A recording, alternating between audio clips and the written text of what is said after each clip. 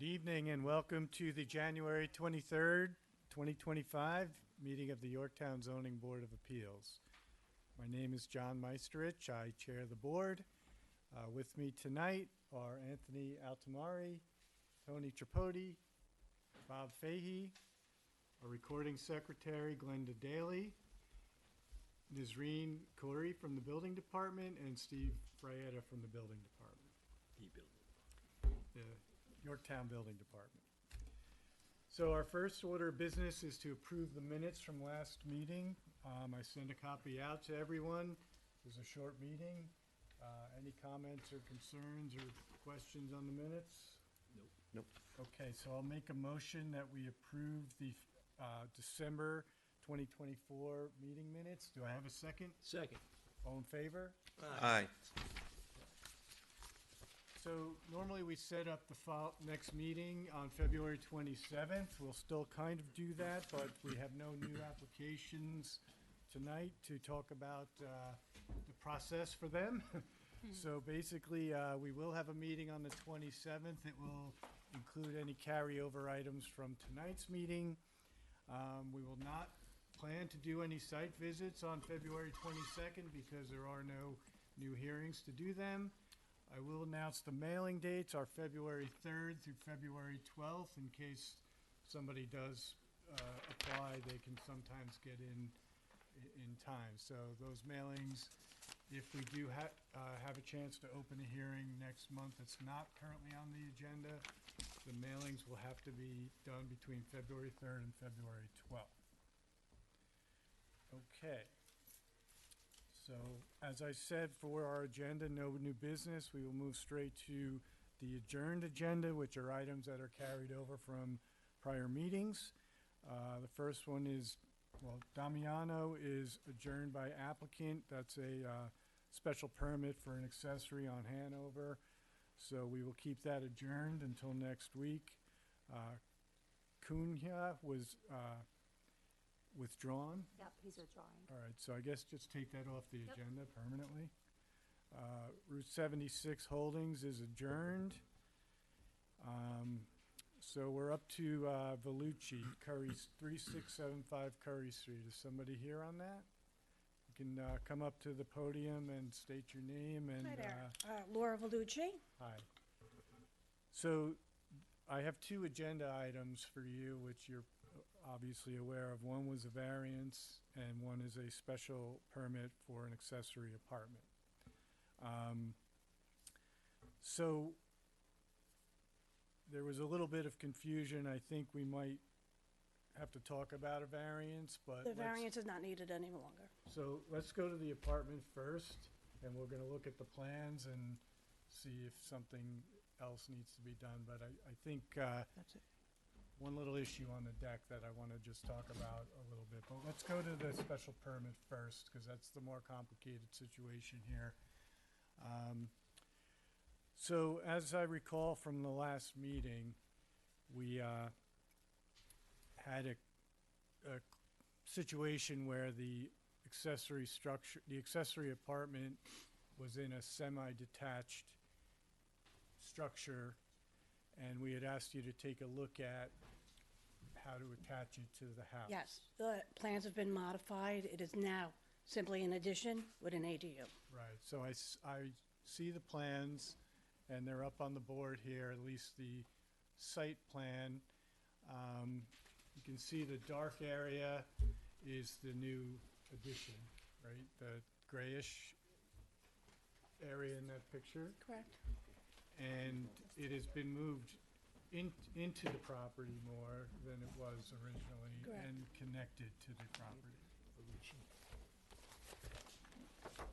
So I'm just gonna see, we had some memos last time, and I won't reread them if they're no new ones.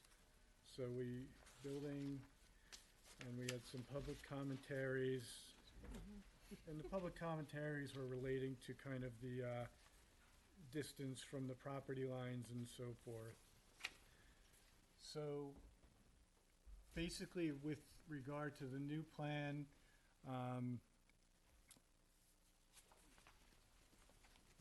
I see that there's a zoning table that was provided, it's on the paper plan, and as far as all the parameters for a special permit, the size of 799 square feet, where 800 is allowable, the setback requirements, the off-street parking is provided, just to summarize some of that. So I don't see any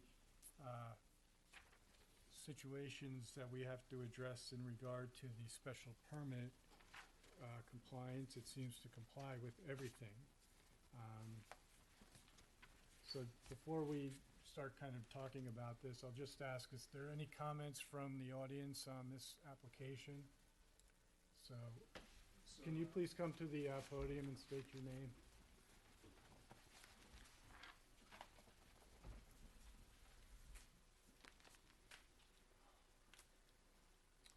So I'm Peter Fryer. I'm the closest neighbor, and I wrote a letter last time addressing my concerns about the previous version. And the first I've seen of this was today, and just by chance, I happened to look at the website and saw that there was a meeting. There was no email notification this time. So I went and looked at this, and I do have a couple of questions about it. First, just to backtrack a second, you mentioned the parking situation. And there's a driveway, yes, but there are frequently cars parked on the street up around the corner of my house, which is up on Curry Street, and frequently parked on my property, to be quite frank about it. Tires on there, so there's already a little bit of a parking crunch there. And they belong to this house? Yes, Okay. yes. And if you're familiar with that intersection, it's a terribly bad intersection to begin with. There's no visibility coming out of Juniper, and if there's cars there, forget about it. You have no chance whatsoever, and in fact, there was an accident There's just... no cars on your property ever. There's tires on my No, property. Just Let him let him finish what he address has to say, please. address the board, and we'll, Now, a guy on a motorcycle just got hit up there a couple of months ago. So there's no visibility even without cars, but if there's cars there, it's, you can't see anything. So that was my first comment on this. The other thing that sort of jumps out at me is there's a deck over there, and I wonder, I can't tell from the drawing what the distance is from the edge of the deck to the property line. so I was kind of alluding to that in my first set of comments, and I have talked to Steve, and I think that has to be cleaned up. And, there is no distance from the property line, there's no size on that deck, so we can't really evaluate it right now. Okay. However, Should be. I would say that, just as depicted, you would need a combined side yard setback variance, because the deck, even if it's 15 feet from your property, I guess that's Yes. your property, you need 40 combined, and there's like 27 or something on the other side. So even 15 and 27 is only 37 feet where 40 is required. But if that deck is 17 feet off your side, then it's okay. So we don't really know right now whether that needs a variance for that deck. And what I'm gonna suggest to the applicant is, she's got an application for a variance open to amend that, with the detail on that deck and a review by Steve, does it need a variance or not for combined side, and then we'd come back. But that doesn't, to me, have bearing really on the apartment itself. As they're two separate applications,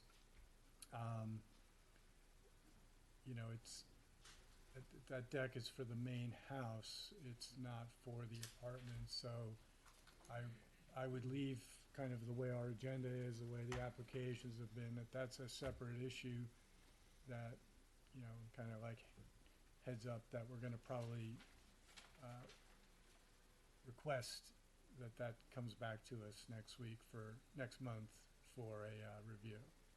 If you know, again, just judging from the picture, it looks like it would need it, but there's no dimension written on it. Was the, may I ask, maybe I'm asking a stupid question, but the question is, was the new deck part of the accessory apartment? Or is that something you're proposing to do separately?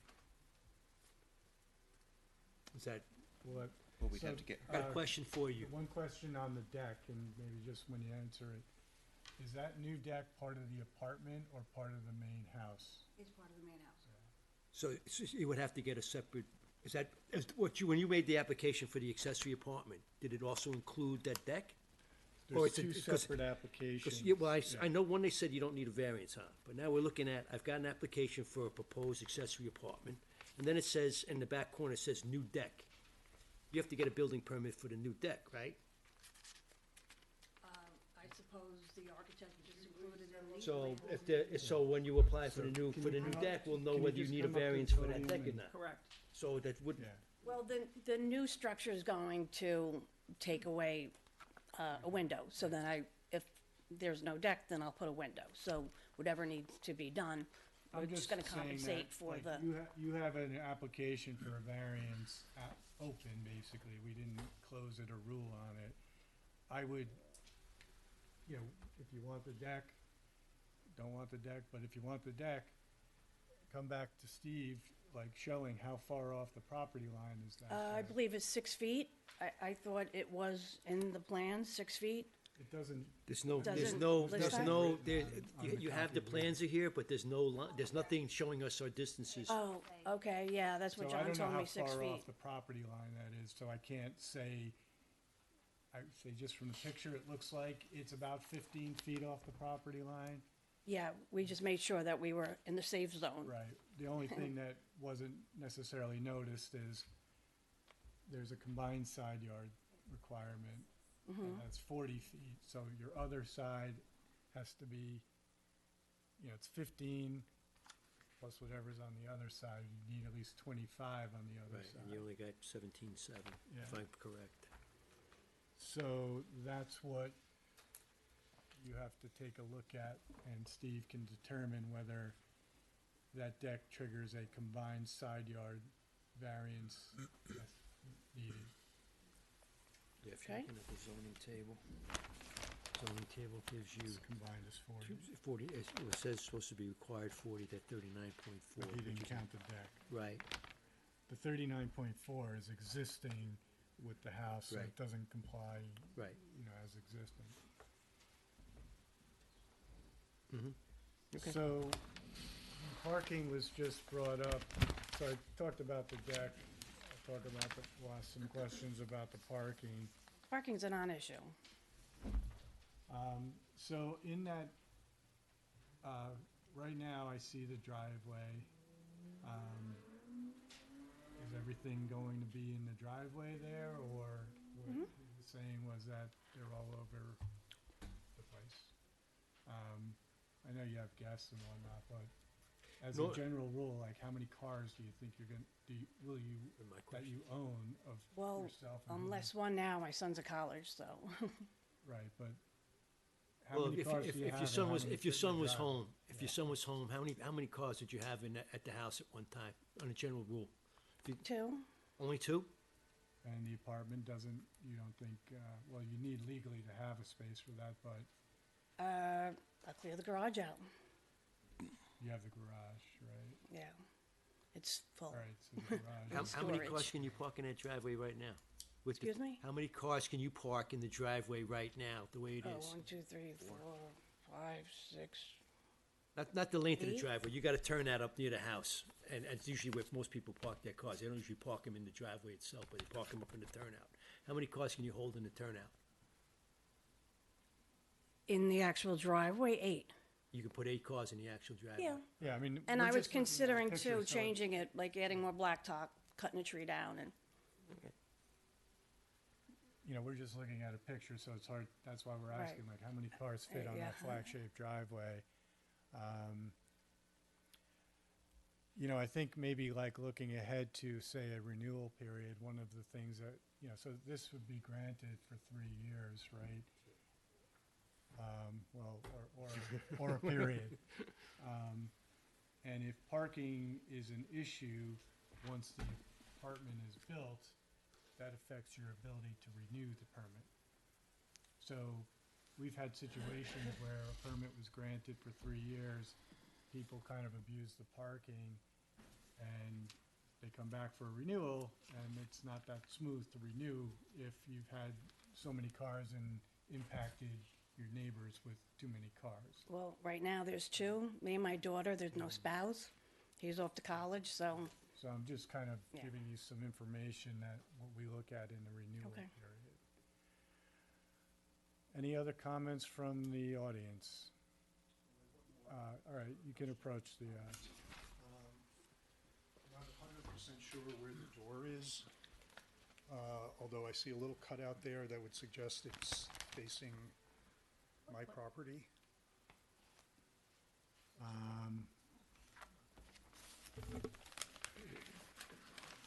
Is that a door? that Is little that a door? square looks like it could be the door, but.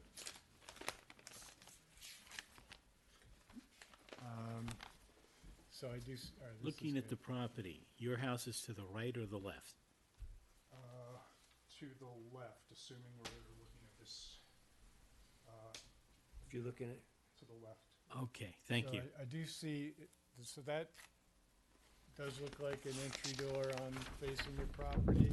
So that's to the, Yeah, I don't see it. the one on the left, that's an entry door, Ms. Reed? I can't see It mine. says entry door, yeah, yeah. entry door. And it looks like it's inset on the first floor. That's gonna be like an us right here. alcove. Yeah, like it's an Gonna alcove be right on here. the first floor. There it is, right there. So See I it? don't know if you can see that, but basically that is true. There is an entry over there. It's an alcove on the first floor. So would that also mean there would be a path leading to it, presumably? Let's see if we got it on the plan, but I would assume. The reason I question that is I'm worried about excessive lighting. Certainly you would think with a path and a doorway, some lighting would be needed. I just want to be assured that it would be low, not something high, sort of blaring all over my backyard. There's already quite a few lights out there, some very, very bright ones, and I really don't want to see that added to. So I see other doors also to the, kind of like towards the backyard, and then one, I guess one goes from the garage into the apartment. this is the basement, and I'm losing that door. So Okay. actually, I'm losing a door, so it's Alright. not much of a difference. Okay. All right. So let me call the applicant back up for a few moments here.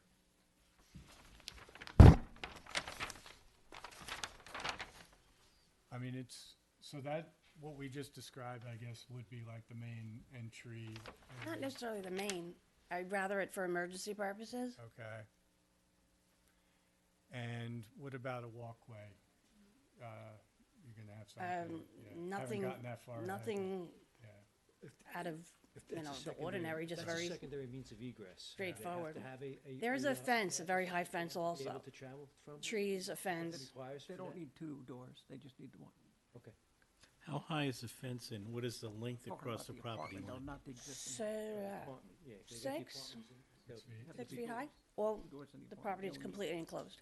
Okay. I thought with a basement you needed two. All right. So, it's hard for us to kind of regulate lighting here or tell somebody you can't put any lighting at a door, but I would just say, I have a light on the door right there already. It's right in the same area. considering your neighbor's comments of excessive lighting, we've all been there, just to, I would just say, consider, again, going to a renewal, if there's a disturbance to the property owners next to you with noises and cars and bright lights, then we consider that. So the more you could take into account the kind of feedback, the better off you are, for everybody's piece of coexistence, is all I'm really saying. So does anyone on the board have any comments about this application? Actually, I don't see a problem with this. How close is your house to that proposed addition? Do you have more room like or is your house right up to the property line or? My fence is basically adjacent to hers. Yes. With a foot separation, so. it's How far is your house from your fence? The house itself, Yeah. Okay, I'm sorry. Thanks, Thomas. Someday he's gonna kill me. If you don't mind, Oh. we need two podiums down there. so I'm sort of taking a wild guess. My pool is 16 feet wide, so I would say the house is 20, 25 feet from the fence. And how high is the fence on your side of the About property? the same size, 6 feet. 6 feet? Yeah, but this structure is considerably There's a full higher, pool, higher than that. huge pool in the middle between his fence and that. So if you were to do like path lighting or something, instead of having lights up on top of the That's roof, fine. path lighting Yes. would meet your requirement? Right, exactly, yeah. You hit the nail on the head. I don't want something up on the roof really bright because, You don't need a spotlight. yeah, exactly. Because the spotlight would go right into the pool. Especially, when you're basically. swimming, Yeah, exactly. Yeah. And that's the concern about the deck as well. It's privacy Makes sense. issue. An additional way to reduce the illumination is to do dark sky lights where they don't go up. They just illuminate the path, which would be the purpose of the lights in the first place. So you can reduce the, how do I say this, the lighting footprint. So there's ways to accomplish that. So, I don't know that we need a stipulation on that. What do you think? But they're gonna have to come back for renewal. If you're a good Yeah. neighbor, a good neighbor does it. If it doesn't happen and it's a problem, then Yeah, we'll address it I on the think renewal. that's what we should do. I mean, I think it's kind of a reasonable request if we need We lighting. to can be ask the done. applicant, have you been following what we're saying about the lighting? No, because I have a door there already with a light. Okay, Well, yeah, no, yeah. We're but talking what we're about if you saying do- is you're gonna illuminate the path Oh, to that sure, door. yeah. I like that. It's So you aesthetically just do pleasing. illumination on the ground. Yes. And the dark sky is, the light doesn't go up. Yes. And that would be That'll- adequate. that'll That'd be- path That would be a lighting, neighborly something thing that's to not do. Oh, offensive. yes. He doesn't Very want lovely. spotlight shining down into his yard. Even though Absolutely. you're building like a two-story thing, you could theoretically get a light up there. And we could put a stipulation in a permit to say you can't do that, or else you could just kind of realize like what he is saying, and Sure. you're living next door to each other and you're trying to coexist. Sure. And, in a situation that's maybe, got some complexity to it, all right? So anything, Anthony? I mean, No, um, no, I think we're okay. okay, The all only- right. I think would the only do thing, two. the only thing that we have to look at is the proposed deck. Yeah, so I'll make a motion to grant the special permit for the accessory apartment for a period of 2 years. Normally it's 3, but since we have concerns, we'll do 2 years. And then switch potentially to 3 after that. After that, we go, yeah. It's the trial Grant the run. accessory apartment at 3675 Curry Street. The motion is that it will be built in substantial conformity to the plans that are submitted and in front of us for a period of 2 years. Do I have a second? Second. All in favor? Aye. Okay. So again, that's granted, and we're gonna leave the variance open, and you'll finalize that and potentially come back next month if a variance is required for the deck itself. Yes. Okay? Okay, brother.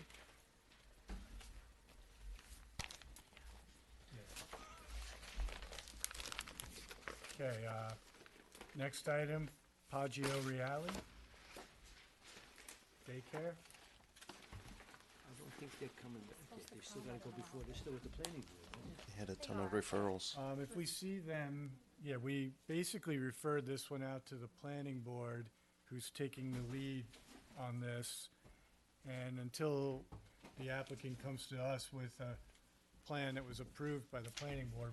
We're not really going to approve anything, so if anyone comes in tonight, we'll have them come up, but for now, we'll just keep this, I'll make a motion to keep this adjourned until next month. Yeah, going forward, we can Yeah. mark this as adjourned? Yeah. Okay, Yeah, I won't even make a motion or vote, we'll just see if they come in. and then we'll consider it. Ms. Reen, you would recognize them better than me? Yes, If I they would, come in, yes. just let me know. Okay, and I worked so hard on pronouncing that name. You got a few more opportunities. Well played, man.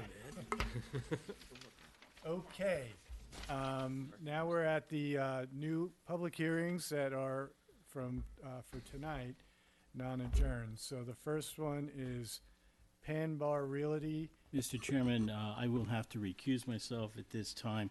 I represent parties in contract with the applicant with regard to the specific property, so I will leave the Okay. dais. Thank you.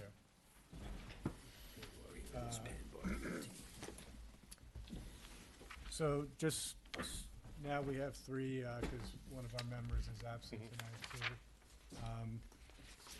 In the event that we vote, which is not super likely, but you need all three of us to vote yes. Okay. It's two against one is no. Okay, Okay, just for Sure. your information. thank you.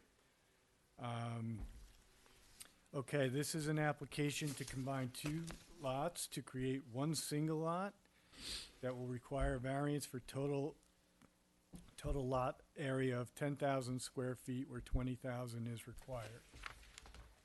Okay, so could you state your name for the record and then Sure, I'm tell us what? John Barilli, Louis Pani from Pan Bar Realty. We're contract vendees on the property. We are looking to do, as you said, 3301 and 3307 are 100 by 100 lots each on Lookout. Behind them, they both have 50 by 100 lots that join each other. We're looking to purchase those from them, combine them to create 100 by 100, and get a variance for the substandard lot. We're going to take their septic systems, abandon them, tie them, as well as our home into the town sewer system. Okay. So we did ask for some histories on the property and actually all four of these lots. And I'm not sure what I kind of reviewed it a little bit beforehand, but we have assessor cards and, you know, one of the things that does kind of strike me first off the bat is one of the permits I saw that was pulled on one of the houses that's there is a sewer permit. So, Know anything about We haven't pulled any permits. We haven't yeah, gotten so anything yet. someone at They some may point, have considered doing it at one time. I'm sorry. The homeowner may have considered doing it, but then the expense was too great for them and decided that they weren't gonna do it at that point. And that's part of the arrangement of us taking the two properties, merging them. We'll be connecting the two properties into the new sewer system and the two that we merge. So 3 lots will become part of the sewer system. so in the memos, do you have anything from engineering on this? I'm looking, I don't see them. So one of the things that I asked for last time was a memo from engineering on this, and have not gotten it, so I definitely need that, Ms. Reen, if we could know, I've really, been yeah, told I that. know, yeah. They're busy down there. They have a lot going, I know they do. I have a couple of things going on I mean, there, I so. just, Check this out. you know, we need to understand whether they feel that that sewer permit that was originally pulled by somebody is already got a sewer line running through these properties or anything like that. Okay, Just I don't because think the, so. Just because the owner told you I'm on septic, that doesn't, I mean, why'd they pull a sewer permit in? Well, I mean, why would they tell me they want me to put it in? You know, I mean, that's a lot of money to spend on a sewer. Right. If they already did it, because I mean, the price of the property is also based on the fact that we're doing that work for both properties. You know, so, you know, it's a substantial difference in the price. So they would say to me, hey, listen, we're already connected. We want, you know, $20,000 more, you know, so. there a date on the application for the sewer permit? I'm looking, I don't, Be in the personal histories. Yeah, it was on the first thing that you sent, not the first. property history, okay, let me just see if it's in there.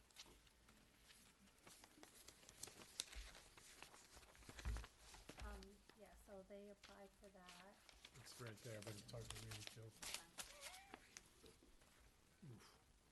You got good eyes if you can read that, I know there's print up there, but I Doesn't can't tell have you the what it date. is. I could log into minutes ago. All right, we may be able to get a date for you, we may not, but Yeah, I mean, like I said, I mean, I'm more than likely, they haven't done it. They may have applied for a permit at one point, but I don't believe that they would be going into contract with us if they ever had done it, you know? So, I mean, I wouldn't base it on that. So, I mean, most of the properties in the area are 100 by 100 lots. The whole area is really that. Right. So that's why we're here. If it wasn't something that was feasible to do, we wouldn't be spending the money to try and make it happen, you know? Stormwater, wetlands, trees. so I definitely need something from engineering on this property Okay. just because of that. Now, what would you be doing, building the sewer first and then? Well, I mean, yes, we would make the connection for the two houses, of course, because we couldn't disassemble their septic systems without making the connection. And at the same time, we would leave a future spur for the new home. So all three would be done at the same time. Okay. And then, That's pretty much the first thing. yeah, that would be the Connected first to- Would phase. that be a shared Different sewer sewers. line between the two houses? No, we've talked about running three separate lines. Separate lines. Yes. We'd have an easement on one side of the lot so that each individual house would have their own. And with the proposal you got, it'd still be 100 by 100? Yes. You were still gonna be a 100 by 100 lot, yes. You know, and all three would have their own separate lines so that they're responsible, no fighting over who's responsible to take care of the line. I think, Joe Rena's doing the sewer, correct? Yeah, Joe Rena's doing the engineering work for the sewer work, so he's local. I didn't know he had branched out to doing sewers now. He does a lot of sewer work, yeah. Well, the Where's- paperwork. Where's the sewer connection? Where would the sewer? It what would street? be on Hollywood. Our Hollywood. intention is to bring everything to Hollywood. Well, the main sewer line is on Hollywood. Yes. There's no sewer line on Goes Lookout. down. Right. There's no sewer line on I Lookout. think in, Oh, okay. in the plan, there were the three sewer lines, so maybe if we pull that up, Nizreen, it was in like the plan that the applicant submitted.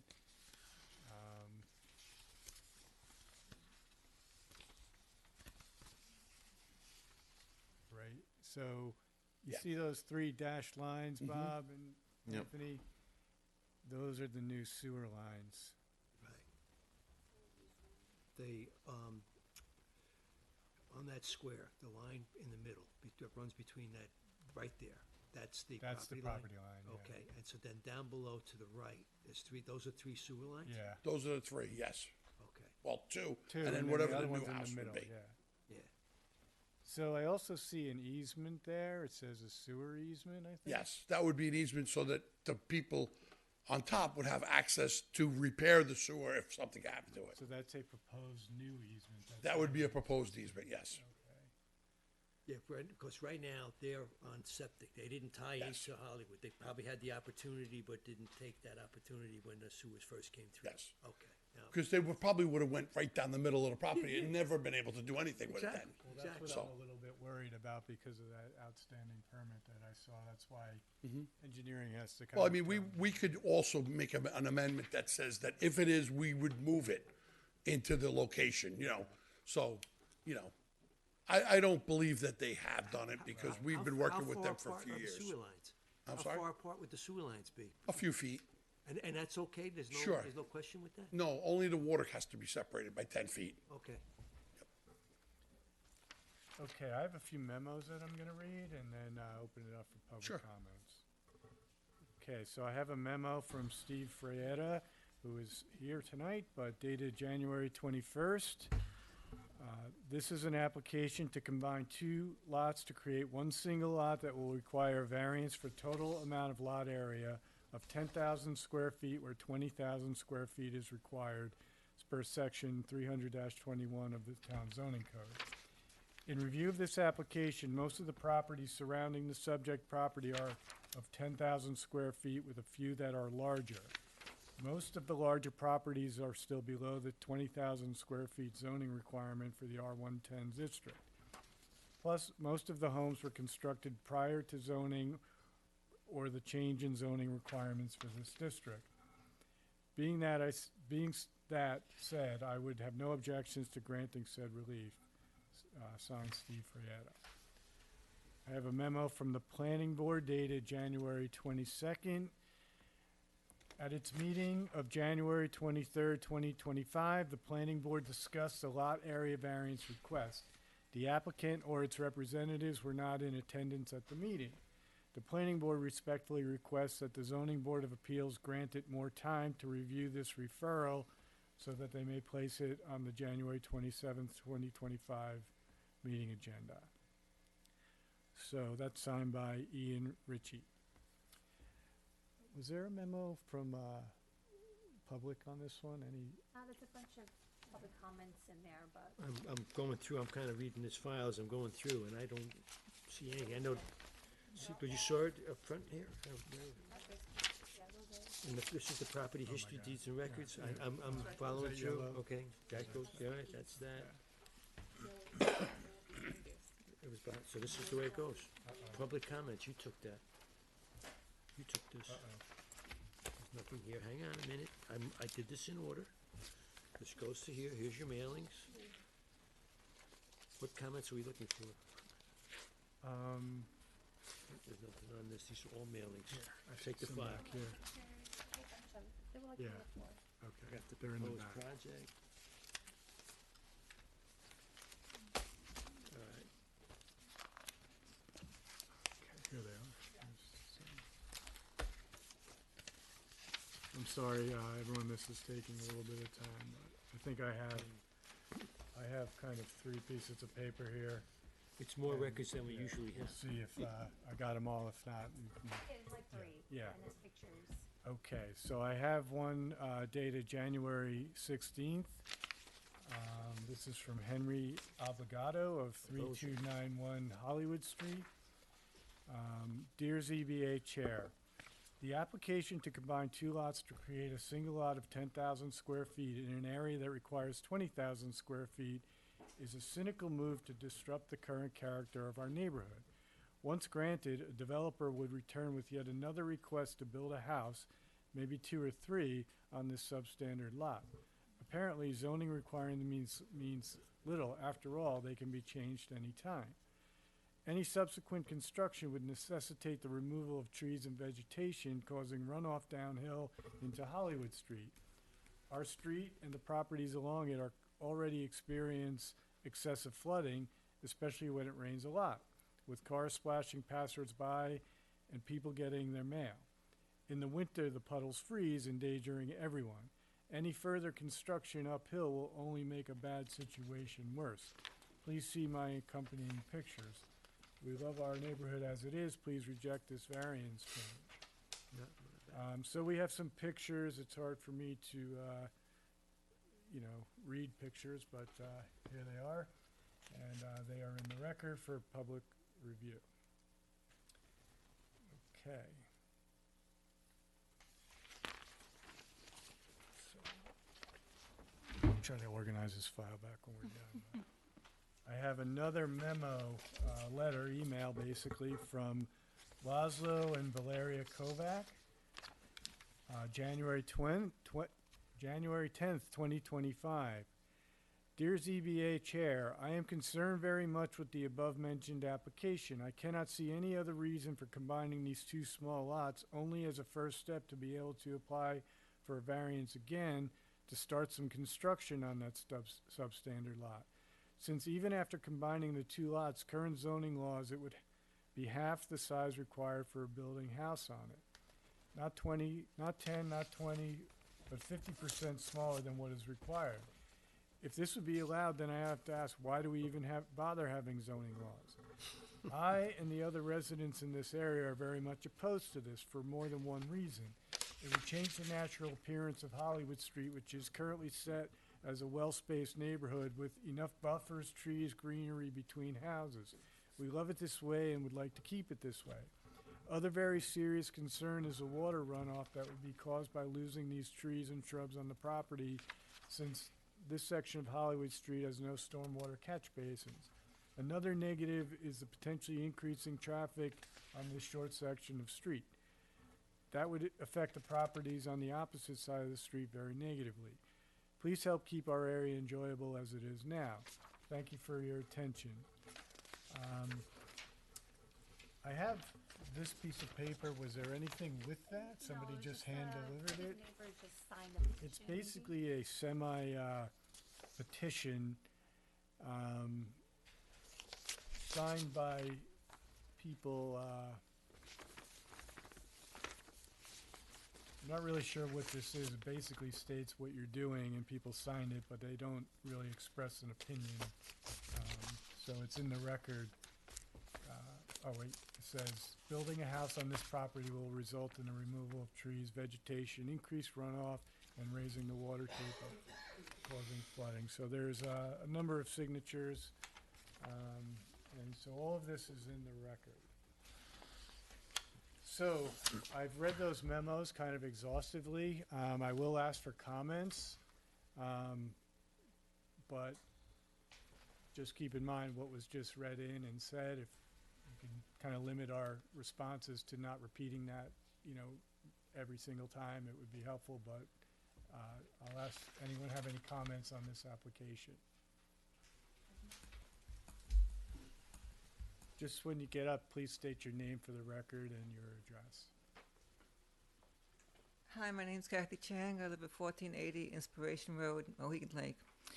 Out of curiosity, if these gentlemen are granted the variance to build on a substandard lot going forward, could we all do the same thing with our properties? What size is your lot? Well, it's close to, it's big. It's around 20,000. That's what you'd be. So could I build another house on my property if I want to You could down the try. road? You could try, that's what we're here for, we're here to review it. Yeah, that'd be It great. does somewhat open the door, I think what does. you're suggesting, but, that each application is done on its own merits, and, so I can't say it's automatic that any single other person would, be entitled to it. But, the determining factors, if it's in the same neighborhood, Oh, yeah, I'm on the same line, actually on the same sewer line. the arguments, like, if it were granted, the arguments would be the same, the factors might be the same, so there is a chance that, yes, that would We'll be allowed to build on it as well. be, My neighbor will like the idea too. Okay, but I'm most concerned about the impact on the sewer system. If I'll have any backup and everything, it'll be an overburden on the existing system. Adding, I don't know, how many houses are you planning on building? well, One? yeah, I did request a report from engineering, which I didn't get, but Oh. basically, that's what they have to tell me, that the plan as presented is acceptable from an engineering point of view, and that would include the sewers. Yeah, the town engineer would have to make comment on whether those sewers would it be able to accommodate what the proposal is. And the water line too, I guess you come to tear up the streets a bit. I'm not a builder, so I don't know what has to be I guess, done. yeah, we have to get back, I guess you have to get back with I know engineering. there'll be some digging for the sewers, but let's put it that It's way. probably an 8-inch main, and I think there's probably a lot of water in that line. Okay. All right, well, thank you, gentlemen, You're for your welcome. time. Any other comments on this application?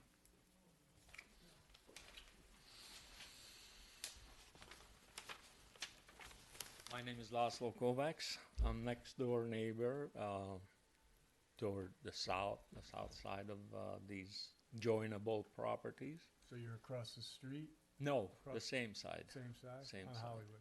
Hollywood. So I want to remind everybody that this is an attack towards the zoning standards in 3 ways, not just one. Since the new property is going to be half of what's required, but the two original properties that will lose this piece of property are gonna be very much lower than what they used to be, obviously. Originally, the zoning was for 100 by 100 lots, and that's what most of those houses are along Hollywood No, Street. my property is 175 by 100 because Okay, I was forced even to smaller. purchase a They were piece. small lots, quarter-acre lots is what they were pretty much. Right, but when they these are zoned it for it. grandfathered in, Right, right? right, It's- So it's a little bit of a difference. a little bit. My house is about 10 feet away from the property line where they possibly want to build. And I'm pretty sure if they will build a house, it's going to be a multi-story or at least two-story house, which is going to be towering over my property there. And it's going to be pretty close. And it's really unwanted. And would make it very uncomfortable for us to live there. How many bedrooms you got in your house now? I have three. 3 bedrooms, and how many baths? One? One. One, okay. Actually, there is a half bedroom down in the basement also. So, we probably can't get it too quick, but there was like a tax map. It's probably gonna be even hard to see. I think it might have been above this, but, yeah, so what I was noticing in the plans, there's basically 3 50 by 100-foot lots next to each other. There's really only two that are the subject of this application. May not even be in this. No, I'm not sure that's correct. So, yeah, go, the plan that he submitted, Ms. Reen, if you just go, I don't really understand exactly, but these were 50 by 100, and then above that, in this picture, is another one that's 50 by 100. Oh, on the street, It's right next to it. I mean, whatever. It's on Hollywood. So Look out. Is that where your house is? Like, is your house to the top of this or the bottom of this picture? Hollywood Street's on the left. You're on Hollywood Street, right next to these properties? Yes. And if you're going out towards Catherine, is that where you on that side, or are you before that? Between Catherine. I'm sorry. Between Catherine and Inspiration? Yes. Okay. So he's below this? Not between Catherine and Inspiration. Between Catherine and, oh, no, I'm sorry. I got you mixed up, I'm sorry. So are you like, yeah, Hollywood's on the left, this proposed set of lots. To the right-hand side, If you're looking at the property from Hollywood, are you to the right or to the? Yes, to the right. Okay. So I did notice that there's like another one of these kind of substandard lots next to it. To his right, maybe. Yeah. Yeah, I'm looking for that. That's what I'm there a looking for. house Where on was that? The other 50 by 100 would be the top one, if you see the three of them, would be the one on top. We would be working on the two between. Where is the house on that? Is there a house in that 50 by 100? This gentleman's house? No, it's the other neighbor.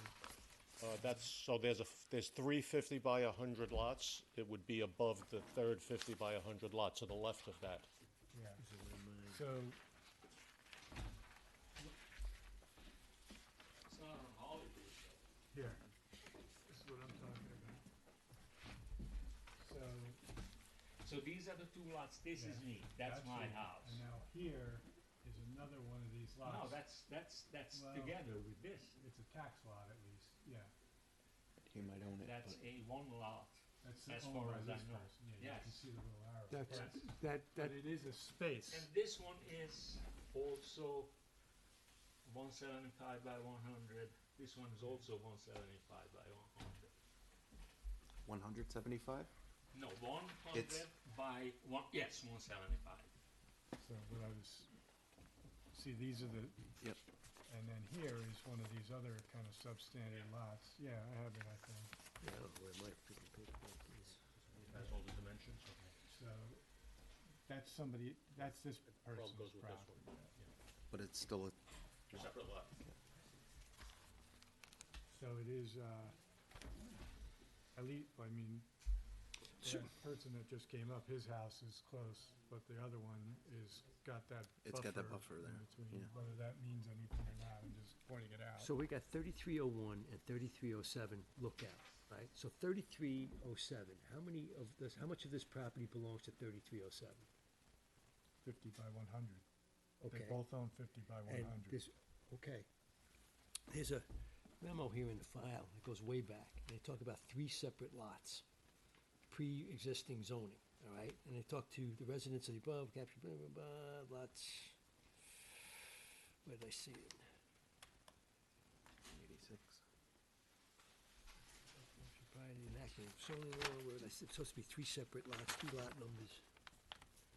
I don't know if he's talking about. When they these sold it, three. that's, it's, no, that was when they sold the property, and this guy took it, there were 3 lots, 7, 8, and 9. I don't know what They 7, 8, changed and the 9 are. numbers, yeah. Yeah, and I don't know which what lots 7, 8, and 9, and it belonged, I believe it belonged to 3307. So there were building lots there when they first laid out this property. That's the, So that's the I think crux. at a minimum, and there are some tax maps, tax assessor cards here, but, you know, at a minimum, I'd like to get that memo from engineering, just so we're okay. I'm just, so you're aware too, we're not building a, multi-story building. We're talking about a ranch-style house. 1 story? That, 1 story with a basement and garage that complies with all the normal zoning laws. We're gonna have the same setbacks as every other lot, 15 and 30 or whatever, So, the property will comply with everything other than the fact that over the years, we've changed the zoning law from 10 to 20,000.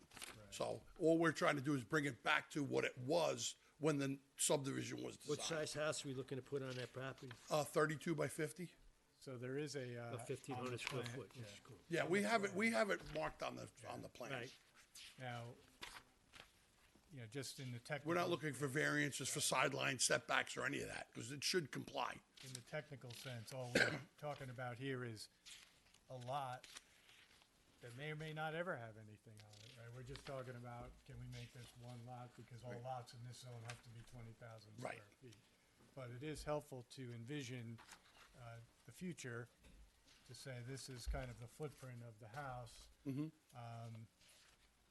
And the other point was, yes, all the setbacks. we're talking about vegetation. There's no vegetation on it because it's their septic systems. So they don't have trees growing in their septic areas. So there isn't vegetation like that, big trees that we're gonna be removing. There may be brush and shrubberies, but There are at least 4 large trees. So, is there anything in there that we should read into the?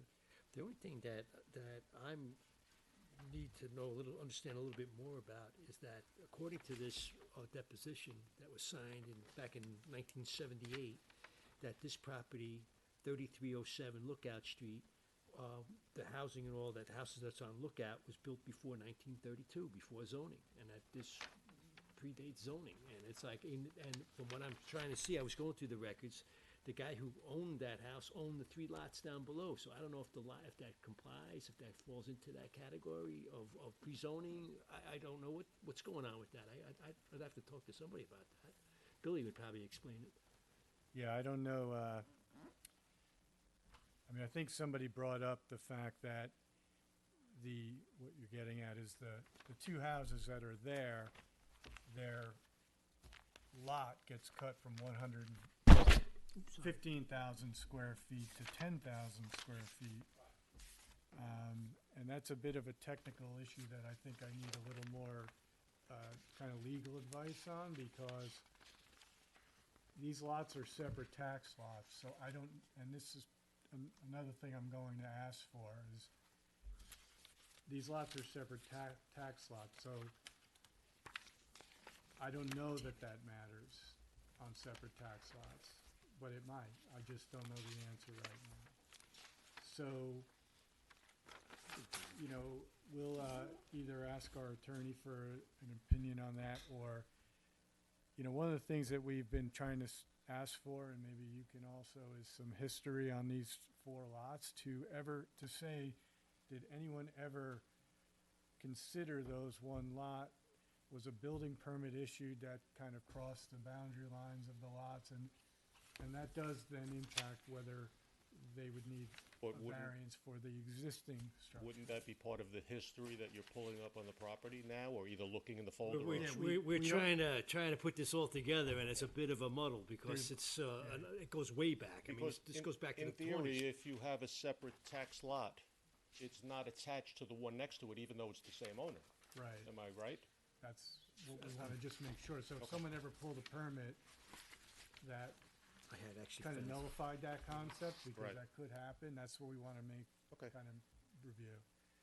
So, I don't know, Nizreen and Steve, if there's any other files, I mean, for next month, Very but, little, but I'll yeah, check. just One, see what one we, house has nothing, yeah. very little on it.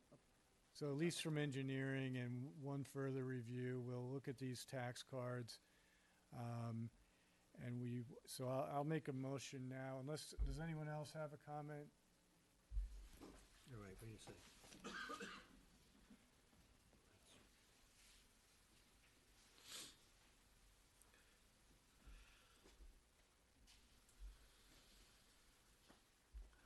My name's Henry Obligado.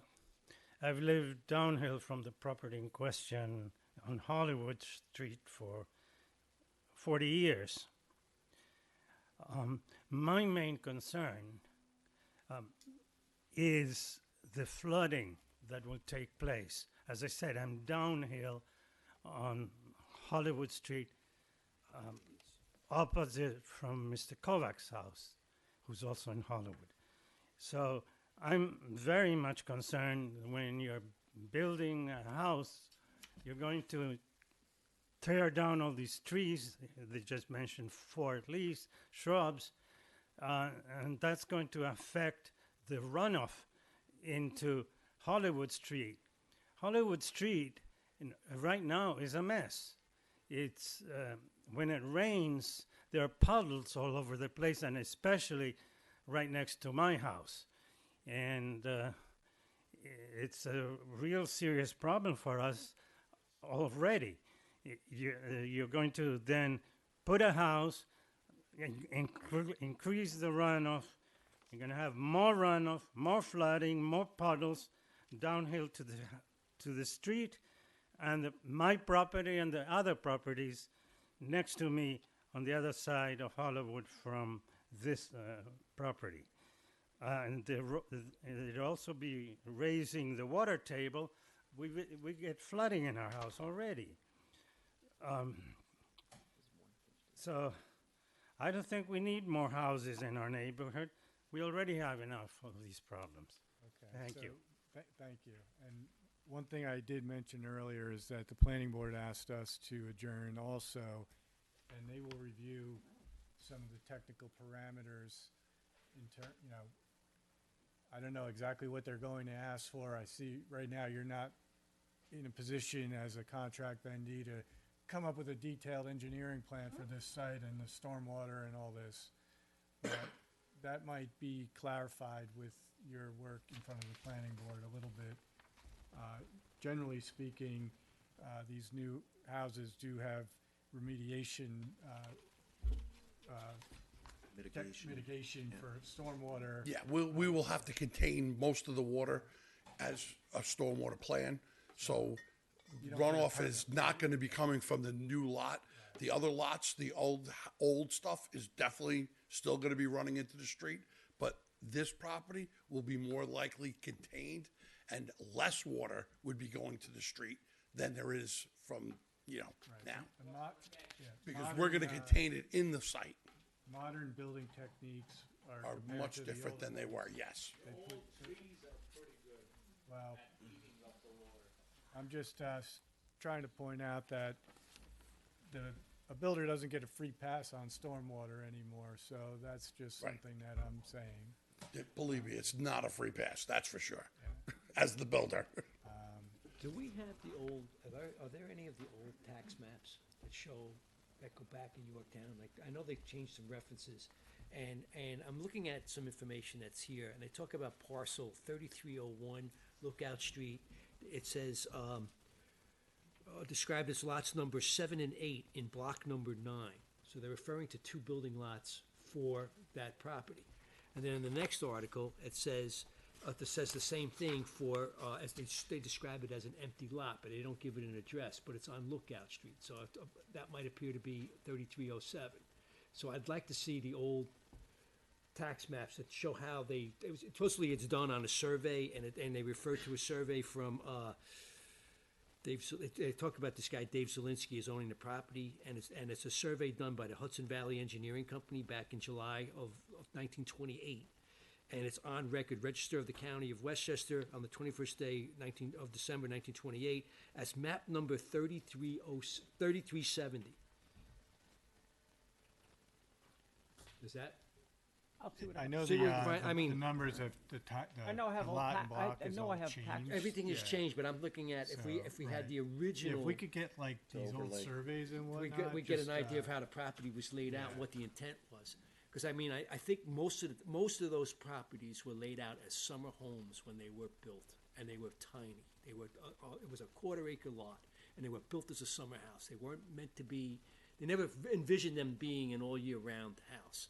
And then later on, like in the 50s, they started selling off the properties and making them all year round and winterizing them and that type of thing. But these lots, like we're talking about now, pre-existed zoning. When they sold them out, they sold them as summer. They were meant for summer bungalows. That's what the intent was when they had these lots.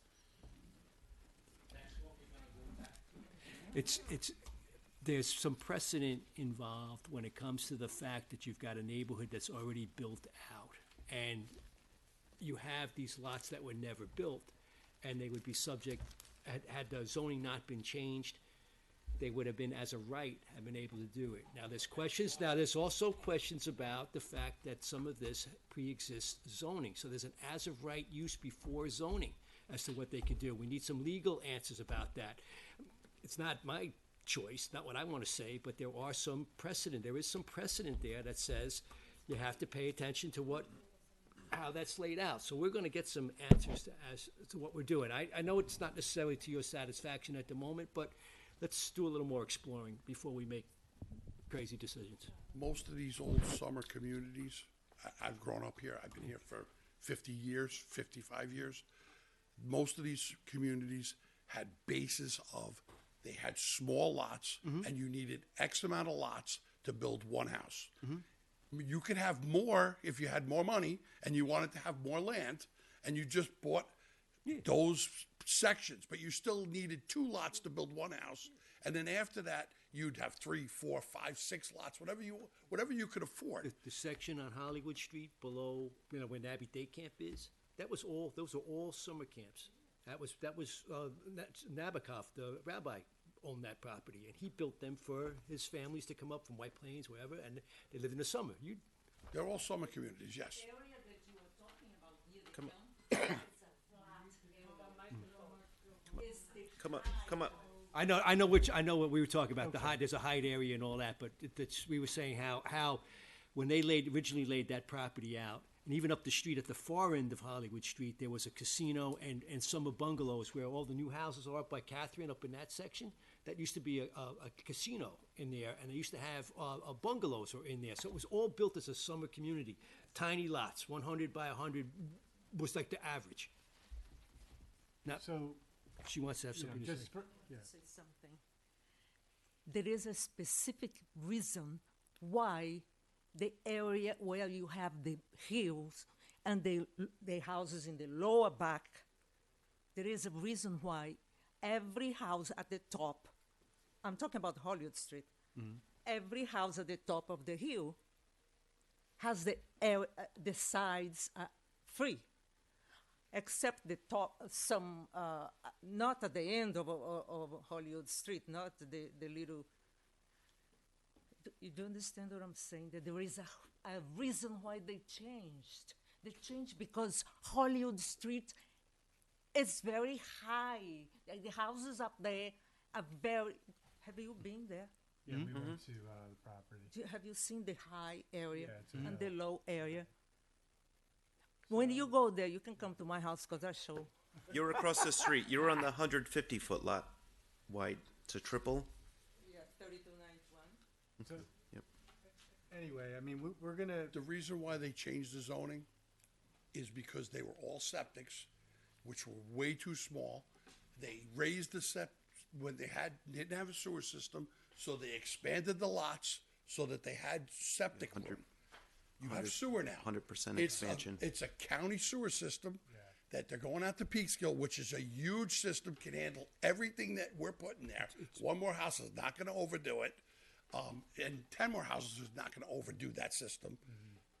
And that's why it can go back to the original 10,000 square foot lots, because the system was put in because the systems were still failing, even though the properties were bigger.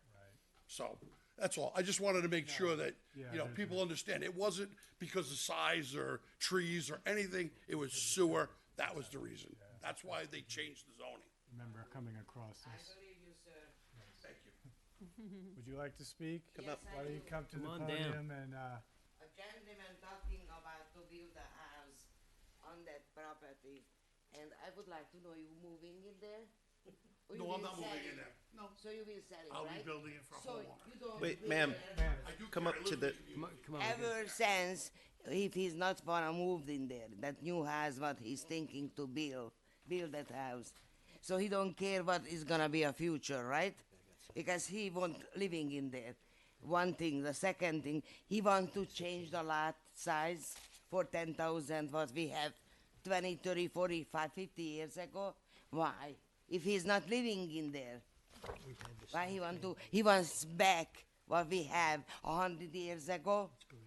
We want to live comfortable, and we don't want to live on each other. So we want to keep the way it is. Thank you. thank you. So I'm going to make a motion to adjourn this hearing. We've requested whatever we can get from surveys, engineering, planning, and basically absorb these public comments and some of the information in the file. So I'd like to adjourn this till the February meeting. Do I have a second? Second. All in favor? Aye. We're adjourned. So, planning board, February. our meeting's February 27th or so. I think the planning board put you on the agenda and then said it in the memo. The 27th, I think. Yeah, I think January, they're 27. January 27th. January 27th. Planning Monday? board. Wow. Okay, no one told us. I'll double check tomorrow for you. Okay, thank you. Now, should we appear even if you don't get anything back from engineering? Should go to that one. You should definitely go to the planning board and Right. explain the project and Okay. Start addressing whatever concerns. Yeah, that because you're they gonna have to go there anyway. Right, right. No, I'm not saying, if we don't hear anything here for engineering, will you need to see us? Should we? I mean, You can inquire, see if we've Try got not any to do, information, and because- we do you guys will know. If Right. they have information, Okay, so they'll be they'll able be to in touch with advise. you. Yeah. Great, Yeah. okay. Thank you should very try much. to push them into giving us something so that we can render a decision, Right. but. Okay. And I don't know what I would decide next month if they don't have anything, maybe there is nothing. I'll be in touch. Thank you. Thank you, everyone. Have a good night. Good night. You got more to put in here? You got anything else you want in here? I don't think so. That survey piece? It's kind of out of order, but it's not terrible, but there are questions here. Okay, next item is Just came in. Getler, Larkspur Street.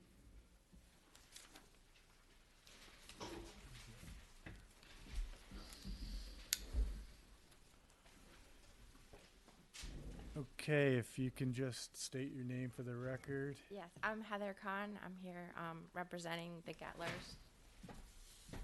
Okay, so this is an application to construct a two-story addition that requires a variance for a front yard setback of 38 feet where 40 is required, and two side yard variances, 34.83 where 40 is required, two side yard variances of 34.83 where 40 is required. Okay. We'll figure out why that's the case, I suppose. It's unusual. So can you just explain the project and what Sure, you have? absolutely. So the clients are having another child and need an additional bedroom and are looking to also expand the living room. So that's the intent of the addition. Their home is currently a split level with the middle level is towards the front of the house, and then the lower and upper is towards the back of the house. So connecting towards the back where they have a lot of room would prove to be almost impossible without creating a lot of interesting levels. So in order to keep the living area aligned with the living area, going out to the side yard was really the only option. Okay. And there's a garage there now. Is the There's garage go currently, the away? garage is going away.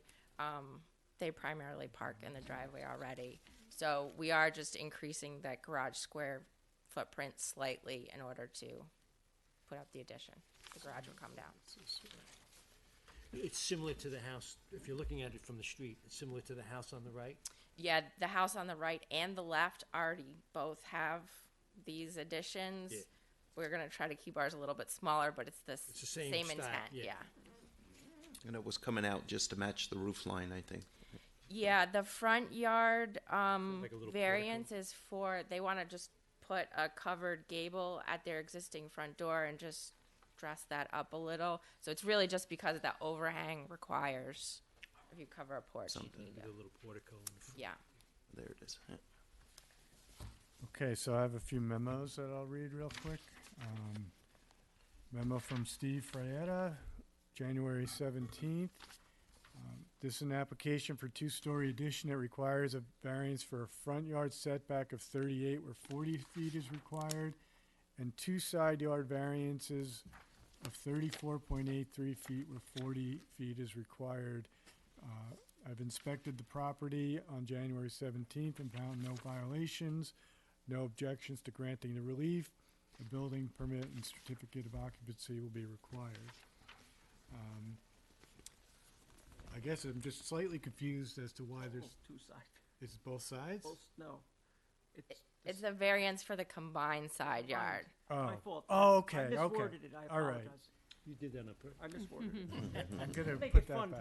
tonight. I figured that, keep us on our toes. I It should appreciate be that. combined. I apologize. No, that's helpful that you explained it. I was going to explain to you. I knew it confused you. and He likes to throw these little curves at us, He likes to have a little fun at our expense. I have another memo here, or an email type of thing. To whom it may concern. This is from Ramon Schrauer, 2731 Larkspur Street. I currently reside next door at 2731 Larkspur Street, next to the Gettlers. I've been updated on their plans for construction and have no objections. Okay, any public comments on this application? Okay. So we were at the property, and I think it's been, Bob might have brought this up, that character of the neighborhood is one of the main things that we look at. And if you have a house next, you're basically kind of blending in. These pictures actually show it pretty well. The additions are very similar to the neighboring properties, let's say. So I don't believe there's any issue with the character of the neighborhood under that circumstance. So does anybody else have any objections to this or comments to deliberate on? No. So I will make a motion that we grant the variance for the addition for 2 years. a combined side yard setback of 34.83 where 40 is required, with the stipulation that it doesn't apply to the rest of the property lines, and the plans will be built in substantial conformity to the plans that you've submitted. Do I have a second? Second. All in favor? Aye. Aye. Aye. It's granted. And the front yard? Does that Oh, I'm sorry. Yeah. Oh, I'm glad you picked that up. there you go. Yeah. And I'm going to also, we'll combine this in the minutes, but make a motion to grant the front yard of 38 where 40 is required. Same stipulations as the earlier thing we just approved. So do I have a second? No. Second. All in favor? Aye. Aye. A rookie mistake, I'm sorry.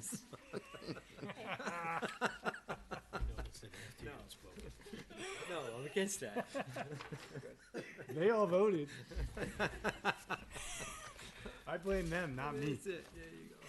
They pointed it out before the vote. No. I go. The applicant, representative. Blame the voters. Okay, I think, Was doing the Before- math. We've all on- been waiting for the T-Town reservation. did, I think Oh, there's another one? Reale is here, so I'm gonna call up, before T-Town, I'm sorry, because Oh, I think yeah. we'll be quick. Reale, we, I don't know how good I got it this time, but. Okay, We're gonna call upset you he was We're gonna call you practicing. Mr. P from now Mr. on. P, a lot of P, people Mr. call P, me that. Mr. P. Joe Reale. Paggio Reale. I have, So we had sent a bunch of drawings to John this morning, so I'm not sure that you received them. Okay, so I have an 11 by 17, if you want to take a look at them. This is everything, all the drainage. we don't really need to see it. Okay. Until they basically are gonna tell us. That's what I thought, that they yeah. Reviewed it in Yeah, detail. I sent it late Yeah, this that's morning. fine, so, go ahead, I'm sorry. No, sir, no, I'm go just explaining process, like, since they had requested kind of like purview on this, we'll let them basically do their thing. You can keep going with them, you can come to us, you know, like, but basically until I see a memo from them that says, Yeah, we've reviewed this plan in detail, and these are the variances that we would request, Right. we're probably gonna just continue to adjourn it. So I don't know how long that's gonna take for you or the planning board. So I'm trying to save you a little bit of headaches of, I mean, unless you like to you know, come to these you don't meetings. necessarily need to come until you've like solidified Want to with make that. sure. Yeah, we Yeah, figured that our we name didn't was miss on anything. there, to come, so we Yeah, figured we'd so, you know, we can always open it and adjourn it. Like I said, until I get, you know, if you can sense when you're working with the planning board, some kind of issue potentially that you might want to come to us, but you normally, you solidify it with them. They will then write an exhaustive memo that tells us. Oh, they've been clear. Yeah, They've been why, clear. you know, why certain things are the way they are. And that's input for us that we normally take very seriously. So like, they've looked at the traffic, they've looked at the wetlands, they've looked at all these things. We don't usually come in at the 11th hour and say, oh, move this over there now, you know, so. We get it. Your best bet is to stick with them, and like I said, if you're not solidified with them, there's no real reason for you to come here, and we'll just adjourn it, keep Yep. it open and adjourned. When is that next meeting?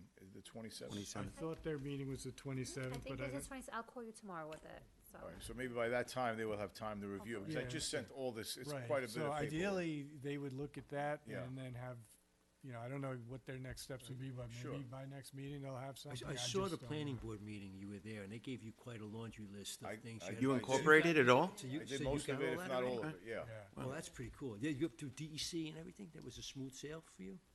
DEC, no. All DEC, right. no. Because they can take a while, you know, really nuts with the water and all, so. All right. Okay. So All right, guys. Thank you I'll very make Thank a you. motion to adjourn this till next meeting. Do I have a second? Oh, second. All in Okay. favor? Aye. Good evening. Thank you. Thank you. No. See all that practicing? Okay, T-Town.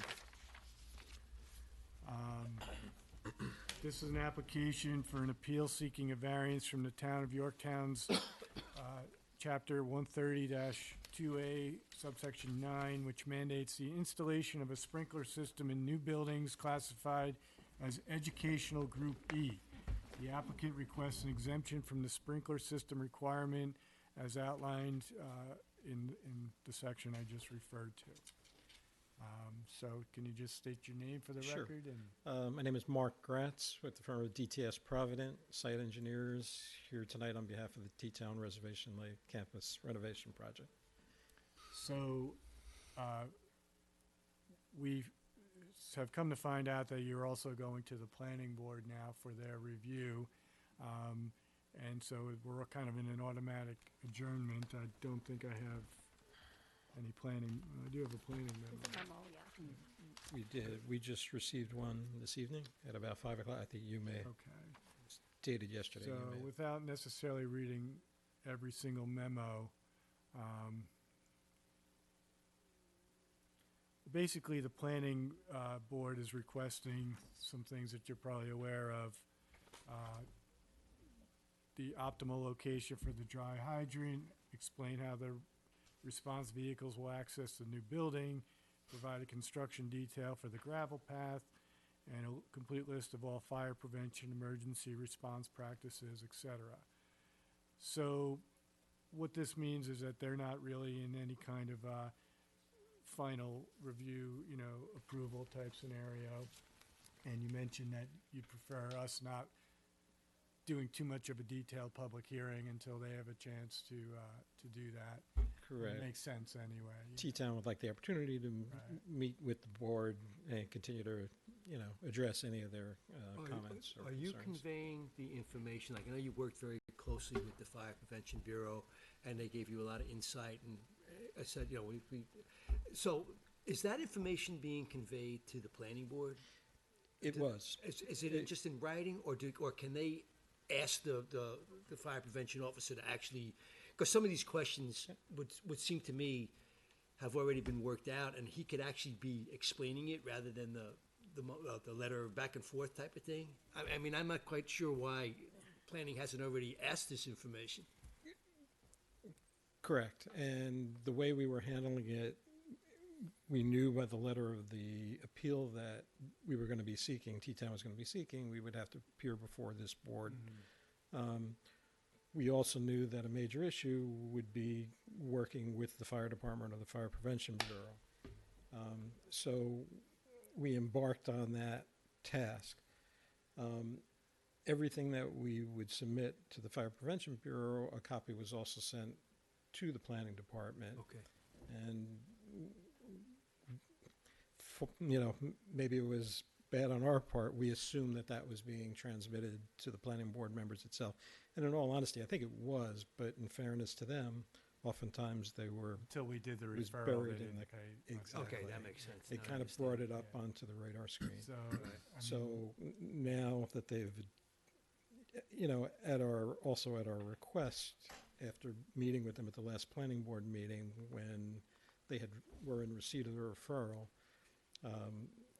they agreed to put together a list of questions, and that's what we just received today. And so we're going to. And you've addressed all of these questions already? We believe so. Okay. So now it's a matter of going back, packaging it, and kind of sitting with the board and, Formal making a review with the presentation to the planning board. board. Yeah, no, it makes sense. It makes sense. It's just that, it makes sense. And those questions are they're pretty straightforward, and they're pretty viable. I mean, it's something that I'm just surprised that now they're asking. I mean, that should have been yeah, upfront. and I mean, it's just good to have this is an important variance and an important deliberation, so it's good to have another board look at this. There's now 3, but we all have our special roles here, and the planning board definitely will have some good, insights and things that they would want to look at and maybe ask you for. And as you know, T-Town recognizes that, and I know you're aware, we actually have a letter on record already asking for an adjournment of this meeting, Yeah. although. Yes. So we're Just so that basically we can gonna do that, meet and I'll with the just, board. Yeah. we don't do like memos to you or whatever, but if anybody here has anything that you want to. I have just a question, just to prove out the hardship a little bit. I don't think this was issued by your firm, but this is the memo dated December 4th, 2024 from the architect, Andrew Tung. So when you get into all of the reasons, there was, I think they consulted with OLA Consulting. And they had a write-up about what will be required, the diesel tank, just to help further our understanding of why there's that hardship, where the idea of the diesel fuel comes from, and why you would need that to operate maybe the special service fire pump, and just the math that kind of goes along with maybe like the actual schematic, hydraulic calculations, whatever they were coming up with sounds like To this further big support. scary beast that you have this, diesel tank storage and all this stuff that none of us want No, for the it- environment. So By all means, we can put that information together and be prepared to address that. Was this an actual fire? Who's that? You made a reference So to this, OLA. Who is OLA? OLA is they're a consulting engineer. Are they a sprinkler system Yes. experts? Yep. They are. They Okay. are, but they should have some other type of backup from my understanding, I don't know that they're experts, but they're MEP engineers. Right, the mechanical, electrical. Yeah, they would have to be, quote, experts if Yeah. they can operate in the state Yep. of New York. But their explanation here, I mean, it just kind of, hey, we wouldn't want to put the tank, we wouldn't want to do this, but if there's some basis like, hey, it's a hardship because of this, like if you had to put a tank, then maybe, meaning a fire reserve Did, type tank, either on the ground or elevated. Did the, they discussed they were going to put these dry hydrants in, and then you're going to tap off of the lake. Is there standards for what depth that draws are supposed to be? Like, say now we've got this heavy single-digit like weather, and the ice is getting thick, and this thing's got to be down below where they can access this water in all kinds of weather, am I assuming? That is correct, and that's one of the things that we are going to be working on with the fire department is selecting a location that is suitable not only from access from the street, but for the depth of the lake, because the depth of the lake varies in parts. Right. And that's more, Some areas are more sensitive to. Do you know offhand how siltwater. deep that lake is? It ranges close to the shore. In some locations, it's very shallow, Right. and that's where freezing would be an issue. Right. Without going too far into the lake, there are areas that are about 8 feet deep. Now, that would be right. sufficient where you could get the inlet out into the lake.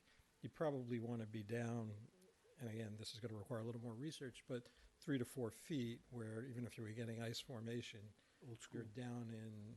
Right. would it be water drawing supply. out of like a caisson or some type of enclosure, or is it just free? Normally, out you of the- do kind of sit it with some sort of a structure, securing it to, not to the, I Not don't to want the to say, bed. not to Yep. the bed of the Yep. lake, because you don't want to be sucking, Right.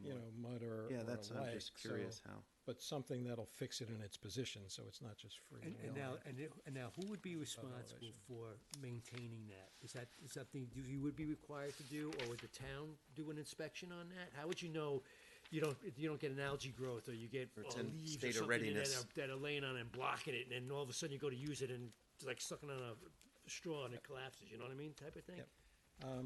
Who would be responsible for that? I'm going to have to get back to you on that. I All think right, that's a just very a- good just- question just in a- terms of ownership that way. Normally, hydrants would normally be owned by the I mean, municipality. you could go 20 years and never have Correct. a situation, all suddenly you need it, you go to use it, and it's blocked, and you can't get the water, so it's What are like those this- mussels that, right? Oh, the zebra these mussels? Zebra mussels. Zebra mussels, yeah. Barnacles. Barnacles, yeah, zebra mussels. I have a question with regard to the lake. About approximately how long it is and how wide it is.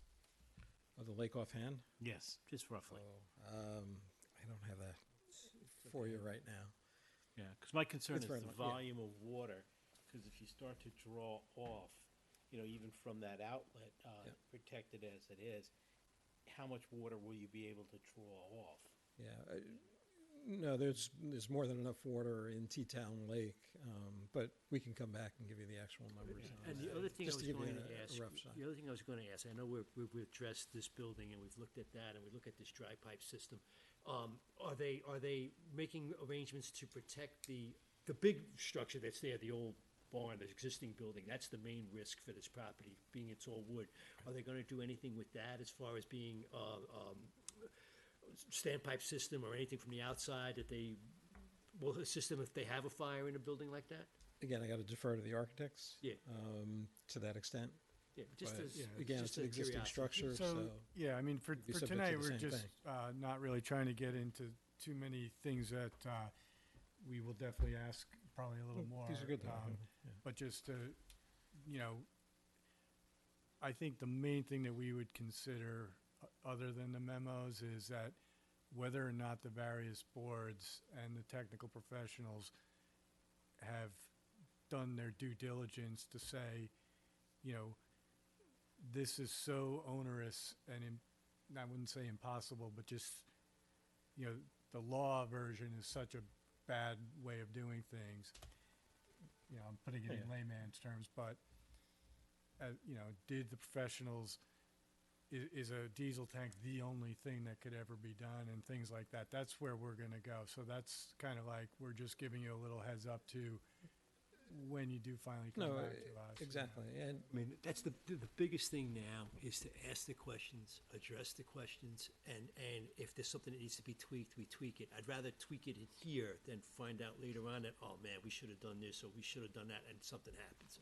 So if we ask a lot of questions, or we're looking to see like the various departments, prevention, planning, et cetera, if we do our due diligence, then we go forward, assuming the best. That's all we're looking to do. Okay, so I'll make it a motion to adjourn this hearing till next month, waiting for the planning board, et cetera. Do I have a second? No. That's a yes. Yes. All in favor? Aye. Aye. Okay. So we will see you at some point and appreciate it. Thank you. We have no other renewals or anything here, so that's going to conclude our, oh, wait a minute, I'm sorry. At least the zoning portion of the meeting, and I had gotten an email from these two individuals. Sarah Wilson is one, and I don't know the other's name, but we'll find out. Oh my goodness, I thought you guys were with T-Town. I'm sorry about that. They're from the, Oh, they just came to watch. Come on. I'll start by introducing Well, myself, and then I'll. I'll explain to these guys what we're doing here, but they're from the Community Housing Board, and the Community Housing Board and the town is looking at amending potentially the accessory apartment law, so. Anything left to go in here? Going, no, that's all. And they're gonna explain what they're. before I introduce myself and start, I just want to say something completely irrelevant to Robert Fahey, and that's that in another hat I wear, I'm the president of the Mohegan Lake Improvement District, and I really appreciated your comments on the history of that area of Well, Hollywood. I actually lived on Hollywood Street out. when I first moved up here, so I learned an awful lot from the old timers. But did you know about the casino and all that? I've heard about some of those I mean, that was long things, yeah. gone before I got there, but Yeah. the bungalows were still there. Yes, And we used to yes. get the materials. If we're doing a project, you needed a 2x4, you went up and. Because they were all abandoned. They're going to knock them down anyway. Fortunately for Bob, the statute of limitations is run. Those are real 2x4s too. So, as far as like the files and all that, I think we're pretty much done with that, so you guys don't really have to stay here all. No, you can catch it on the video and stuff. Yeah. There's no like decisions or anything, this is really just kind of like an informal conversation. So, Sorry about that, but I figure, I was I'm the former chair of the Community Housing Board. I served in that role for approximately 30 years, and thankfully I have stepped down from that role while I continue to be a member of the board, and Sarah Wilson is the current chair. But during my tenure, we approached the town board with changes to the accessory apartment law, section 300-38, twice previously, and had actual changes adopted by the town board. And having learned from the first time that we did it, the second time around. What were the changes? I don't even recall what all of them are. I know one of them was to simplify the renewal process. I think there was a mandatory public hearing originally, and now it's no administrative. longer. So we were trying to make it easier without harming the intent of the law to preserve neighborhood character, et cetera. But make it easier for homeowners to get accessory apartments by increasing the flexibility. Anyway, the second time around, having learned from the first time, we realized we should be coming to the people who are the experts at this, which are you, the Zoning Board of Appeals, because you're the ones who deal with this, month in and month out. So we drafted some changes ourselves that we're proposing, and particularly in light of the fact that the town of Yorktown early in 2024 made a decision to join in a grant application that was made by Habitat for Humanity of Westchester and New York City to the state for funding for a program called ADU Plus One, which is a grant program to help people either construct a new accessory apartment or legalize an existing apartment in their house if it's not legal or if there are code violations. So the grant was applied for with Yorktown signing an MOU with the applicant. The grant was received and is in place now, and a homeowner can get, I think it's up to $125,000 to assist them with an accessory apartment. So, And who's that being geared towards? Is that towards family members, or is it members of the general public as the accessory apartment? Who? members of the general public. So if I own a house, I could apply for the grant Yes, to build it. anyone. I don't have an apartment. Anyone, yes. And who's providing the funding? Is that the It's county? a New York State New York program. State? Yeah. Anyway, so I want to pass out, just in case you haven't seen what our recommendations are, walk through our recommendations quickly, and then hear from you if you have other recommendations or thoughts about how the accessory apartment law could be improved. And I gave you two versions, by the way, I'm Sarah Wilson, current chair. I gave you two versions of the flyer just because both have been published. The first one is sort of geared towards seniors because it says, are you looking to supplement your fixed income? And then the other one is a more general one about, defraying the high cost of housing. You can see the font increase too on this one. I mean, I wouldn't mind getting 125,000. I could use it. Yeah. You got to build it. Yeah. Okay, so you just handed out the proposal. Okay. Renting to a long-term tenant. So, we have, you probably as familiar with the law as we are, I suppose, but there is that history too, that there's been add-ons to it. But, if you want to talk about these proposed changes, I mean, we're all fairly familiar with the law, so. you Okay. can just kinda Well, go through obviously, as Ken said, he's been involved in the housing board for a long time and could probably, put some words and music around why they came to be. Our focus is just sort of saying, well, in light of the fact that we now have this ADU +1 program that the town is participating in, and also the fact that at least once a year we try to give a presentation to the town board. We did so in August, and among the several recommendations that we made, just in general, and observations about housing, we did suggest that the town should encourage accessory apartments as just another tool in the toolbox in terms of providing housing options, diversified housing options in town. And Supervisor Lachterman agreed and said, yes, the accessory apartment law probably does need some revision. And so that sort of got us, that was our mandate, to then come up with some more specific recommendations, which is what you're seeing in front of you now. So it's basically and this actually came up in one of our recent applications, and they came up tonight with an amended plan.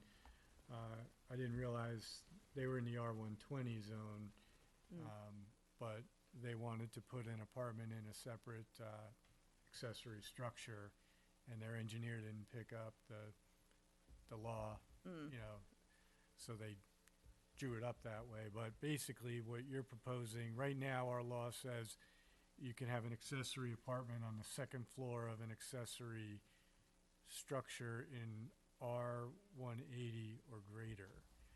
And the proposal is to reduce it to R140, which is 1 acre zoning for people on TV, and not require it to be in the second story of an accessory building. So that could be in the first story. That's correct. So, I guess That's not, and looking did- at all of them, that's not I mean, I don't know if that's for us to decide, but. Well, I mean, I think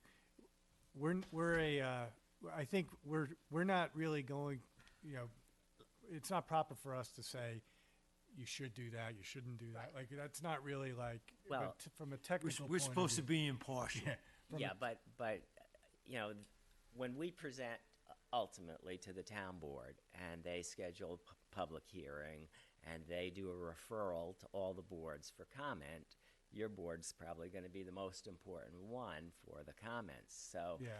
we're a step ahead of the process here, trying to get any informal thoughts you have that can help us now rather than wait until the town board does a referral and the law needs to be changed because nobody had considered things that you know So about. maybe not a thought, but like a question on section B8, the owner must occupy the larger unit. Proposal eliminate this requirement. Why would, what's the impetus behind that? Well, you could have a situation where a senior is on their own at this point, and requiring that the homeowner occupy the larger portion of that house may not be, may not be the most practical solution. And, as somebody downsizes, but wants to remain in their neighborhood, wants to remain in their home, and also help, get some help with their housing expenses. I could see that with, if you've got mom that owns the house and say, your son gets married, got a family, come back, you want to take care of mom. Well, she'd be living in the bigger apartment and he'd be living in the Right. smaller, where you could reverse it. And I don't object to that. I mean, but I would still require that the person who owns the building has to live there. Of course, I mean, of course. without any ambiguity. That Yeah. would be an absolute requirement. Yeah, I think that would help clear up. That's built into the law already. We're just showing the things that we want to change. Yeah, I mean, We're it- not you know- changing the section. But you're that says- specifying that it's the larger unit, right? Well, It the law, would be- the law right now says that the owner of the property has to occupy the larger unit. I think the words are like, they have to occupy the house and the owner must occupy the larger unit. But I think Bob's right, like, just be careful eliminating that requirement that it doesn't trigger someone to, not occupy one of the units. I would, the words have to without be- doubt, without Right. any It's ambiguity, just the like I wording, said, right. the owner has have- to live on the property. We get, we get tied up in wording, and a lot of these laws are not like plain English now. Tony here's a lawyer, so he understands everything. He knows but how to tie people up with words. I don't understand any of it, and, it's just like, if anything is like slightly interpretable, then people come to us with valid arguments Absolutely. that we have to then, so we like it like, yes, not at all ambiguous or interpretable any other way. I'm looking at section 8 now, and it says, one dwelling unit must be owner occupied, comma, which must be the larger like that. unit, and you just strike that piece, except for accessory unit, Right. and that way you still have the requirement. It's odd That's a that they reasonable, even that's a wrote it that reasonable, way in the that's a first reasonable place, tweak. right. as Let, well. let me be difficult on this. Suppose that larger unit exceeds the square footage limit for an accessory apartment. Well, that's the next point. It will. Well, it will. I mean, the Most larger likely it one will, yeah. But I think this one actually does that. So I would say today, it's very hard to enforce who lives in which unit anyway. So to allow people the legal means to do what they might already consider doing, is without really like any enforcement doesn't scare me too much really on that. As long as they live there in some way. And I can't think of like why this was even put in, but I guess, I'm just trying to envision like what was the impetus behind putting that in the first place. This was one we tried to get changed quite some time ago. Some of you may remember Councilman Nick Bianco, if you go back far enough. And he was adamant that not be changed specifically because he felt that if a senior was allowed to move to the smaller unit, chances are they'd get a family to occupy the larger unit, and that could add children to the school system. Which So is- that was the rationale why Sounds the like town Nick. board It's- was it's- unwilling to change that in the past. Now, if the senior has to move out and they're selling a Yeah, I mean, that's four-bedroom a house, political there's probably gonna be- discussion, and if Right. they still feel that way, I mean, from a zoning point of view, I don't see any, I mean, I would say it's hard to enforce in the first place Right. anyway. So, you know, there's nothing that I can think of that If it's a single-family house, it's we likely going to like be that we encounter that. occupied by a family. But I do worry about non-owner occupied because of what you saw even tonight. People are worried about cars and all these lights and all these things, and And when you're not, Yeah. and when you don't have any responsibility. you Oh, don't absolutely, care. no, and we would not, Yeah. we're not proposing And these changing are only that. the concepts. The actual legal language would be what we propose. Yeah, in the it's- town. it's- usually it's, I- it's That stuff would worthy Yeah. of, you know, you'd have to Very kick it around a little we're bit, not but worried- yeah, you know, we're and not I- worried This is wordsmithing. layman's, yep. Yeah, we're not wordsmithing Trying at to all. change the requirement. You know, we've had applications where people come in with a sizable house wanting to do an accessory apartment, where 1,000 square feet might not, it might be just a third or, you know, of the square footage. So you have to keep that in mind, that, you know, one size doesn't fit all. And it's going to be, you know, conceptually something you're going to have to put together. So you Well, yeah, got so- something to do. I kind of agree with where you're going on this, I think, because one of the proposals is increase the maximum size to 1,000 and 45% of the footprint or the square footage, the livable square footage, I guess, of the main house. And, you know, right now it's 33% and 800 square feet. And that was my thought. It's like, in a big house, you know, 1,000 square feet is not, you know, they have a huge basement down there. It's like, Well, but a small house, 1,000 square feet. I mean, you know, some of yeah. it was, we've seen it in the past, where the 1,000 square feet would incorporate into the utility rooms, and they wanted to avoid that as being considered living space. And that was, so you were kind of limited by the house size. Maybe with the advent, like you say, you got a 3,500 square foot home, and you got a basement that we could all live in the same and never see each other, you know, type of a thing, you know. It's just huge, you know. So in that respect, yeah, I could see that being done. But I would have to think, in my opinion, that it should be done on a house by house basis, like to see what your layout is and see what you've got, what the conformity would be to be able to increase that to the 1,000 square foot requirement. I mean, I think that it So should be- now people are getting that 1,000 square foot accessory apartment perhaps, but of course it requires a variance. Well, yeah, so then that's kind of what he's referring to, and this is more of a debate for everyone, I suppose. But right now, we could vary and give somebody 1,000 square feet and 45%. But we could control when it makes sense, and we could get all sorts of input from neighbors and come up with a compromise that works for everyone, and that's kind of what we actually do. You know, people have a perception that we do X, Y, or Z, but a lot of what we're trying to do is create harmony within the neighborhood, the character, the people getting together and relating to each other. So, you know, I know that we approved on my street 2 houses away, and I know that that apartment is, you know, bigger than 800, because I remember it. It was my neighbor, so it's kind of like, I wouldn't say a bad situation, but it's like I more aware of that one because I knew the homeowner. And Your house and their house yeah, are like- probably not that different. well, actually, they knocked their house down and built a whole new house, and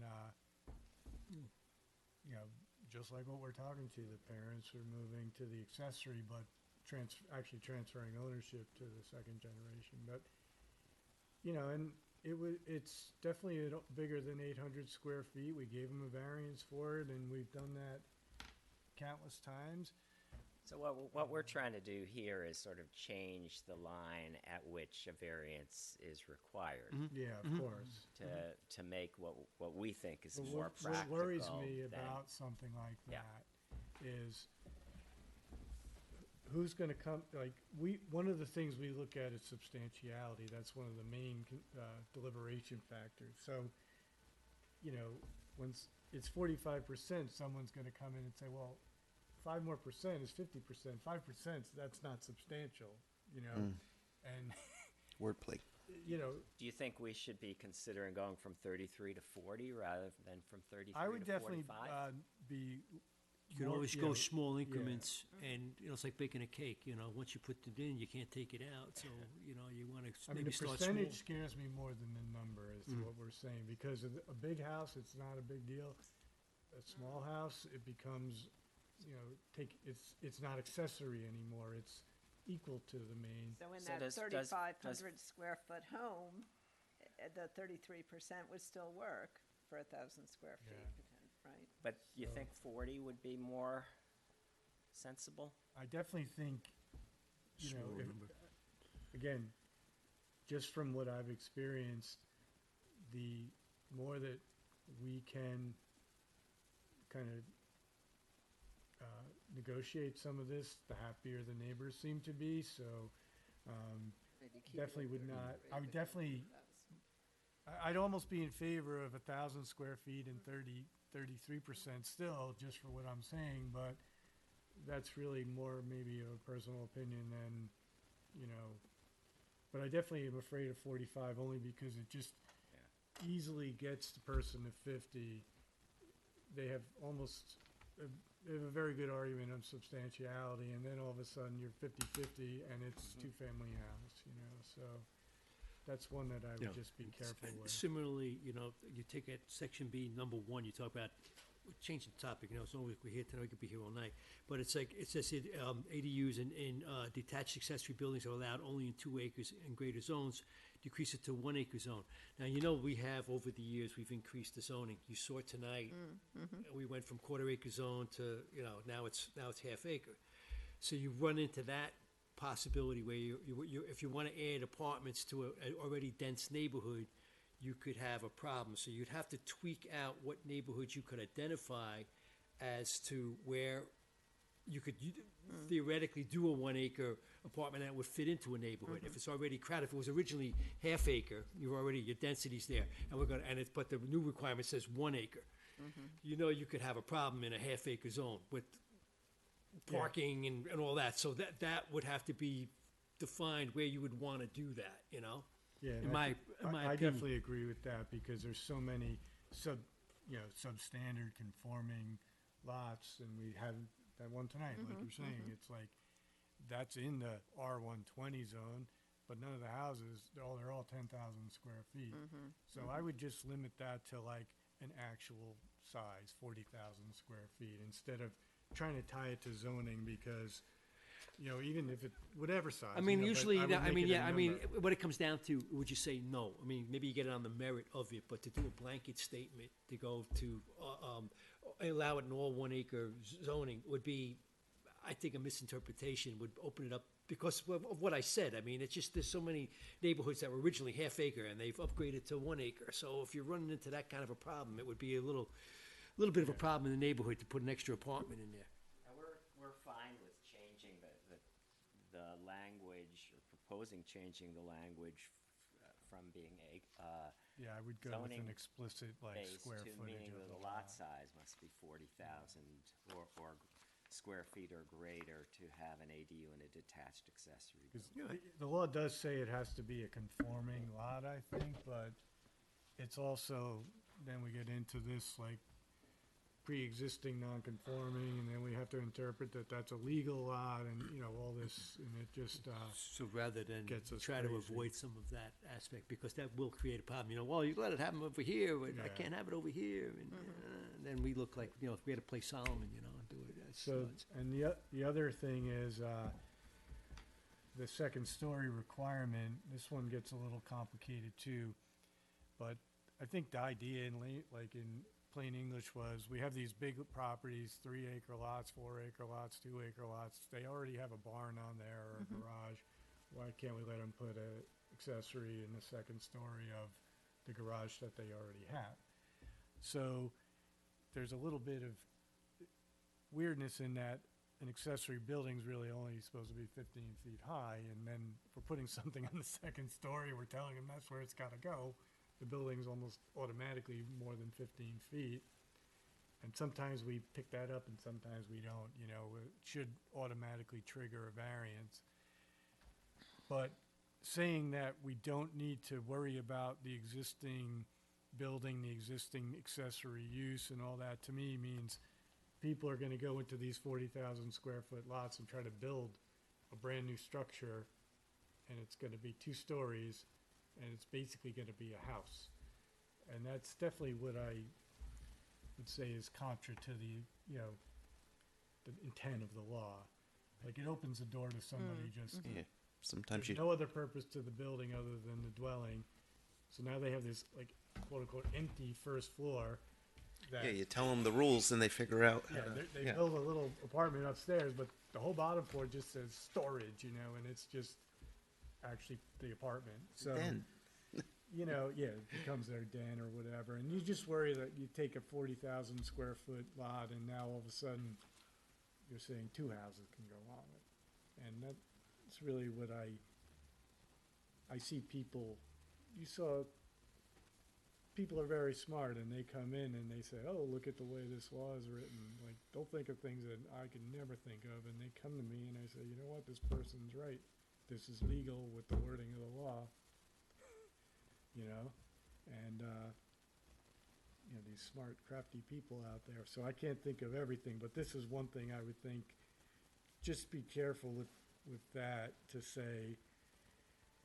You know, the law basically doesn't say it must be a pre-existing building, but to say it must preserve the existing accessory use kind of forces it to be a pre-existing building, so. So I'm wondering, would it make sense to, again, if the idea is maybe baby steps to start to kind of socialize some of these concepts, maybe you would limit it to pre-existing buildings. You could take it on an application see by how it application goes. basis and see how it The way works it's- out, is see for what the they larger propose. zones make it the same way, Mhm. and, you know, again, we can like, anyone can come to us for a variance on almost all this stuff, and they do, so it's not that people are completely, prevented from any of these proposals at all, that's not the case. It kind of allows, you're not trying to be discriminatory, but you're trying to be judicious, because everybody's got to live harmoniously, you know, and you want to make sure that that works. If you can't do that, or it's legislative, then it becomes, well, what did I buy this house for? I got some guy living right on top of me, and I see you trying to balance it out, which is kind of crazy, but we do it. And this last aspect, we were talking about this last paragraph. On amnesty? About the amnesty. And I have some concerns in that if you make a basement apartment, there's certain degrees of fire egress, ceiling heights, certain things that if I put the apartment there, there's no way I can increase the ceiling height if the ceiling height is required. If it's that illegal, what's the amnesty point? You know, I mean, why? Well, they gotta get the permits. Well, if it's illegal, to the first place, they haven't gone for the permit.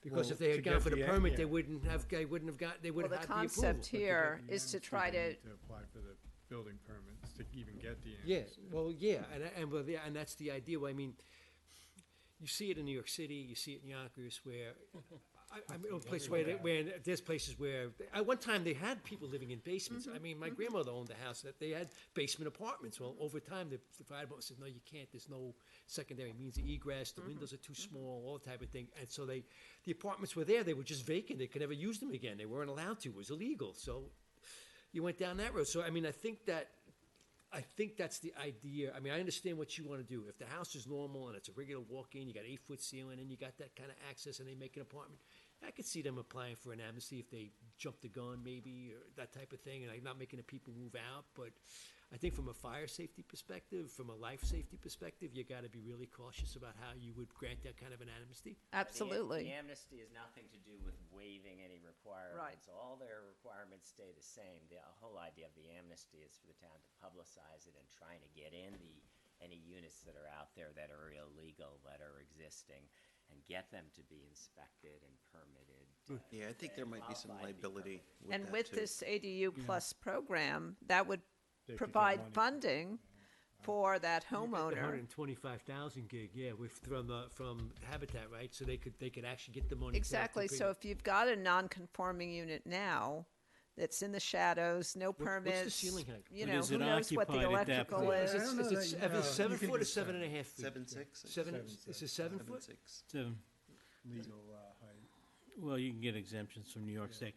But what if that apartment is currently occupied and has not been, reviewed and qualified to be an existing accessory apartment? That, like, there are fire hazards. It's just me and my wife.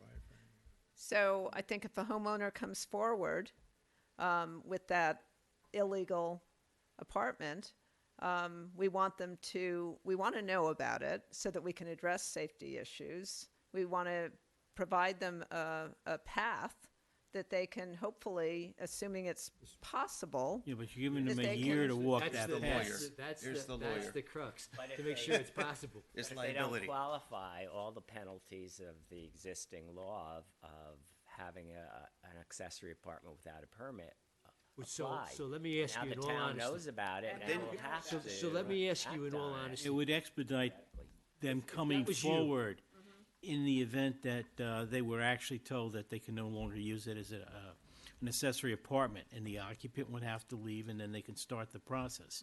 And then there's no liability on anybody's part. If they left. If they don't leave, they can be evicted. And but, okay, so now let's play devil's advocate here.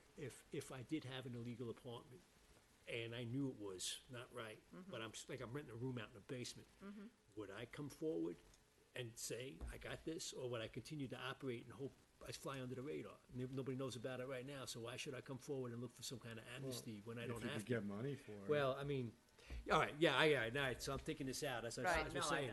I understand completely what you're saying. When I bought my house, it was being used as a two-family house, and it's in a one-family zone. So I said, and I needed the income to be able to qualify for the mortgage. And when I found out that it wasn't legal, I thought, okay, then I'll need to get an accessory apartment. And when I went, so I looked at, we're talking about 1989, when I looked at Yorktown's accessory apartment code, I didn't meet 7 feet 6 inches height. I had a bedroom with a window that was too small, that would not meet the requirements. So I was going to not buy the house for that reason, even though there was a family living in that apartment. The house is built on a slab, basically, so it's not really underground. Then the previous owner and the broker discovered that the house was built in the 1920s and got a pre-existing non-conforming use letter. So I was able to keep the tenant in place without getting an accessory apartment permit. But I understand completely what you're saying. If it's illegal and can't be legalized, it can't be legalized. Well, and you could write all the laws you want, have all the grants you want. I mean, that's all you can do. You can't, knock on doors and tell people to come and legalize their apartments. You can only hope that it helps, but you're not going to I necessarily. got a basement with I think 5-foot too, in the ceilings. What's town wrong with that? actually Only short knowing people that can live somebody's there. living in an apartment that we don't know, now the onus is on the town, somebody dies or there's something, a fire and they can't get out, then, Right. Good to track then they're these. gonna, hey, the town knew, they were And giving them amnesty, they were in the middle of, Yeah. but they were residing there and, I don't know, that could. The that's- swiftest that's- motivator to bring them in is if Exactly. you deny, say, okay, they've got to vacate, the rent They don't stops wanna go to until the you residence. comply with the law. And that would be the best way of doing it. Amnesty just is very sticky subject. And maybe that's not the right word, but the Well, concept maybe. is to try to learn about these units, try to get them conforming, try to get them permitted. Yeah, or you'll waive penalties, maybe. Yeah. The town would waive penalties. That's They don't get really amnesty, the- right, the, get out, the but, extent of the hey, amnesty. you'll have a People year. would Window of a misinterpret. license. So I mean, that- the other that aspect is of it is if you are the homeowner of that property, you carry insurance on that property. Your homeowner's insurance gets affected if you're not legal to be there and you have an incident that comes up. You jeopardize your insurance policy. You jeopardize what proceeds are there because you haven't been truthful. But there are teeth in the law. Section L of the law provides for if somebody exceeds, I think, 15 days after notice, a fine of no less than $1,500 and no more than $2,000, or imprisonment not to exceed 15 days, or both. Each week's continued violation shall constitute a separate additional violation. That's So pretty the severe. law That's good. That's got- currently that's got has teeth, yeah, teeth, yeah. assuming the town would ever use Wonder if it. they've ever done That's that. there. 15 days. Well, I mean, I think that that's a good point, though. Amnesty would confuse people that, you know, like, they'll maybe take that to mean that they're legalizing everything, you know, without. Or you could know, say, that- maybe call it a moratorium on, Yeah. for a 12-month period, in order for you to comply with what's required to have an accessory apartment. You know, instead And of enforcement, enforcing maybe. it to the point, to the nth degree where there's fines involved, that type of thing, we'll try and work with you. But if it's illegal, it's, you know, if it's. If it's If illegal. it can't be yeah. fixed, it can't be fixed, Right. then, you know, that's, you know, you're kind of, you know, between a rock and a hard place. And it opens up a Pandora's box as to if this, why not something else? Exactly. So, The other thought is that, I was reading back in the town board meeting minutes, and in 2006, for example, the statement was made by the supervisor that there were 250 or 225 permitted accessory apartments in town at that time. And I'm trying to get a sense of, are all of those still current in terms of their permits? And it seems like there isn't really any follow-up, so that if somebody comes in and initially gets a permit, and it's good for 3 years, well, unless they're conscientious and want to do the right thing, where's, the enforcement to make sure that, it's reviewed, re-reviewed, and considered that it isn't creating a nuisance in the neighborhood, that there aren't some, issues. well, enforcement is always a problem because there's an expense associated with it. So, you know, Would a lot a, of things go unenforced because you just don't have the time. Maybe we can get you guys to do that. Well, I was going to say, it's probably not rocket science. Well, I mean, if you get you the could put something in the database and you law, follow up. The master fee schedule that says if you let your permit lapse, you have to pay Here's an the extra fine. like $3,000 to renew. That might scare people into realizing they better do this. But you load it Are they into a currently database, noticed? and Are they noticed of when it's about to expire? There's No, and that's- nothing. I See, mean, that we would be, propose- that would be appropriate, that, Yeah. you know, that you would have to I be. shouldn't have that you- sent Nazreen and Steve out. I feel bad for them staying. Well, they don't somewhere. have that. Send them a notice at the expiration of But the, they would the have to do permit. it. And then what'll happen then if give- you don't? And then what'll happen if you don't? We and send the give 'em, car for them. a certain period to comply. well, and the You're gonna town, hold town board meetings in your house if you don't comply. Exactly. the town is losing money That's cruel by and not unusual getting punishment. these renewals, right? Yeah. This could be an additional recommendation that we add a section, but this would mean that the town will send the notice automatically 3 months before the expiration. Right. And that if the person is continuing to use accessory apartment and does not pay the fee and renew the permit, That's a good what are idea. Now the- you've you know, got what all are the these penalties, consequences? It's gotta be What are the easy enough. All the consequences? penalties, and Could be then what's already specified in section L, or it could be that the fee increases. Right. So I think we'll think about adding Something like something. yeah, I like that idea. I mean, it's not that Sometimes hard not to even fair enforce, but to it's the app- labor, whether it's building Well, if you put department the or town fines clerk, in- whoever we say has to do it is not going to be happy. But well, if you put the fines in, then it I think we're makes it gonna more get self. I would recommend a new department, accessory apartment department. and you're going to propose the thing we're extra not taxes elected for the Yeah, town. yeah, to- yeah, yeah, yeah. See, that leads into the amnesty, because if you send that notice out and they don't submit an application to renew it, they'd be in that amnesty, in need of that amnesty provision. Well, we probably should clarify the amnesty idea was a one-shot deal when the law is enacted for 12 Okay, months. yeah, I understand. That's yeah. all. It's not an ongoing. Right. Right, still and don't for like it. something that's, that's already permitted, no issue. Yes, right, But it's trying to get a handle on, What's not permitted. what's not permitted. right. currently.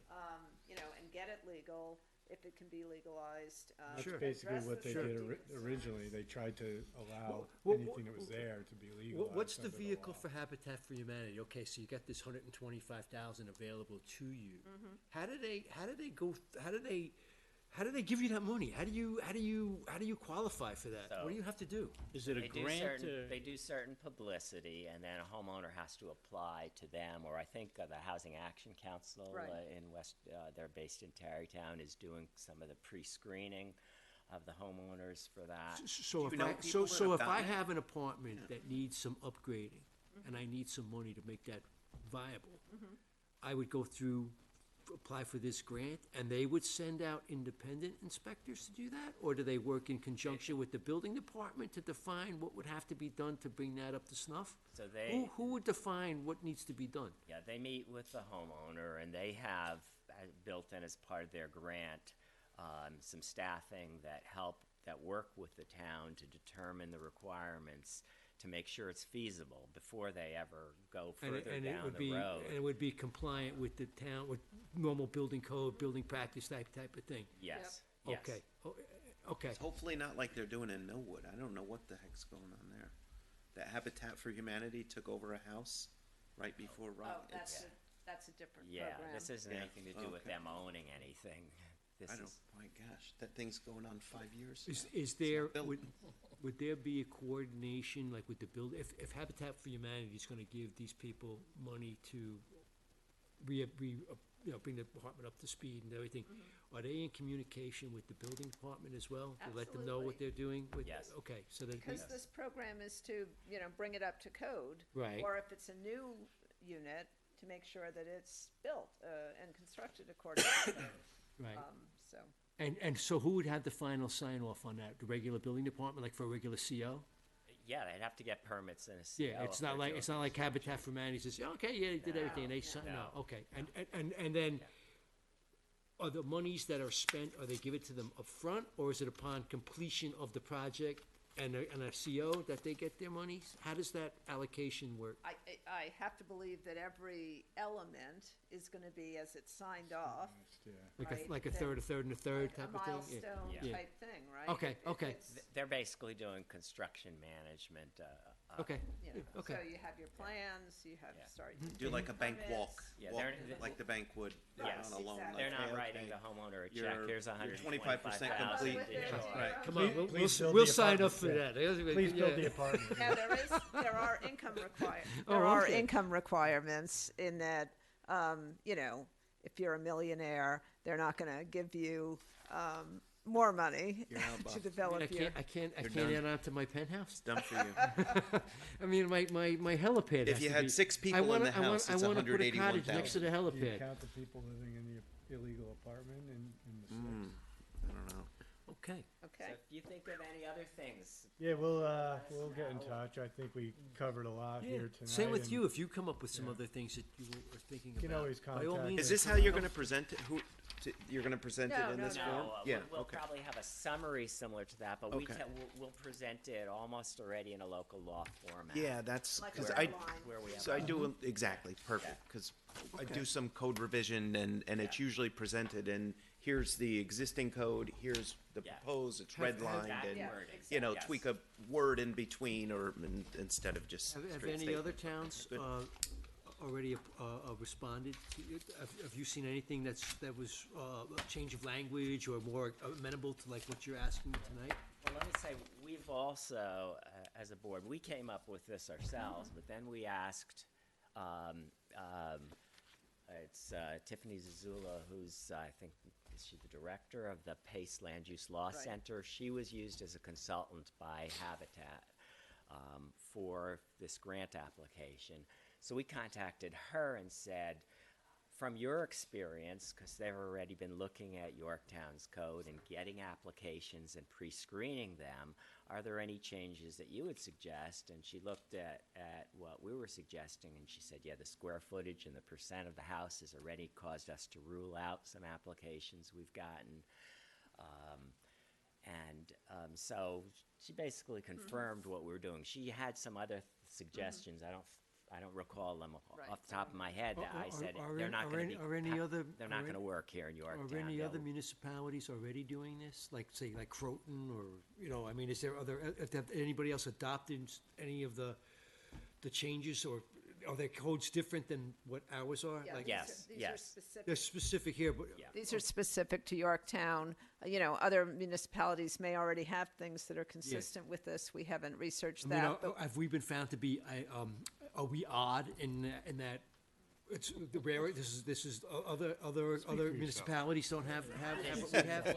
Odd is the wrong thing to say because everybody is different. I know, Especially Westchester. everybody gets the But- tweaks. Some but the- municipalities can the- be tougher than others, but I just thought that we were usually, generally, we're pretty much on, we were in the middle of the road. We're not too extreme one off the other, Yeah, you know? I We're pretty think middle she of the road. cited the square footage as one where other towns are a little more flexible than what we More are here. generous. Yeah. Yeah, generous. and we also checked Westchester County because they have sort of a model ordinance around Yeah, this yeah, yeah, topic. yeah. And we were consistent with that as well in terms of what we were recommending versus what they recommend towns adopt. Very good. Well, Okay, I think thank you, that's, thank you for your very much time. for your Thank you, discussion, thanks for yeah. stopping by. Very Thank you for, informative, we appreciate it. considering us. All right. So, Yeah. Flattery will get you everywhere. Thank you so much. Did you hear that, honey? okay, so that concludes the January 23rd, 2025 meeting of the Yorktown Zoning Board of Appeals. Good night and happy Valentine's Day. Oh, yeah.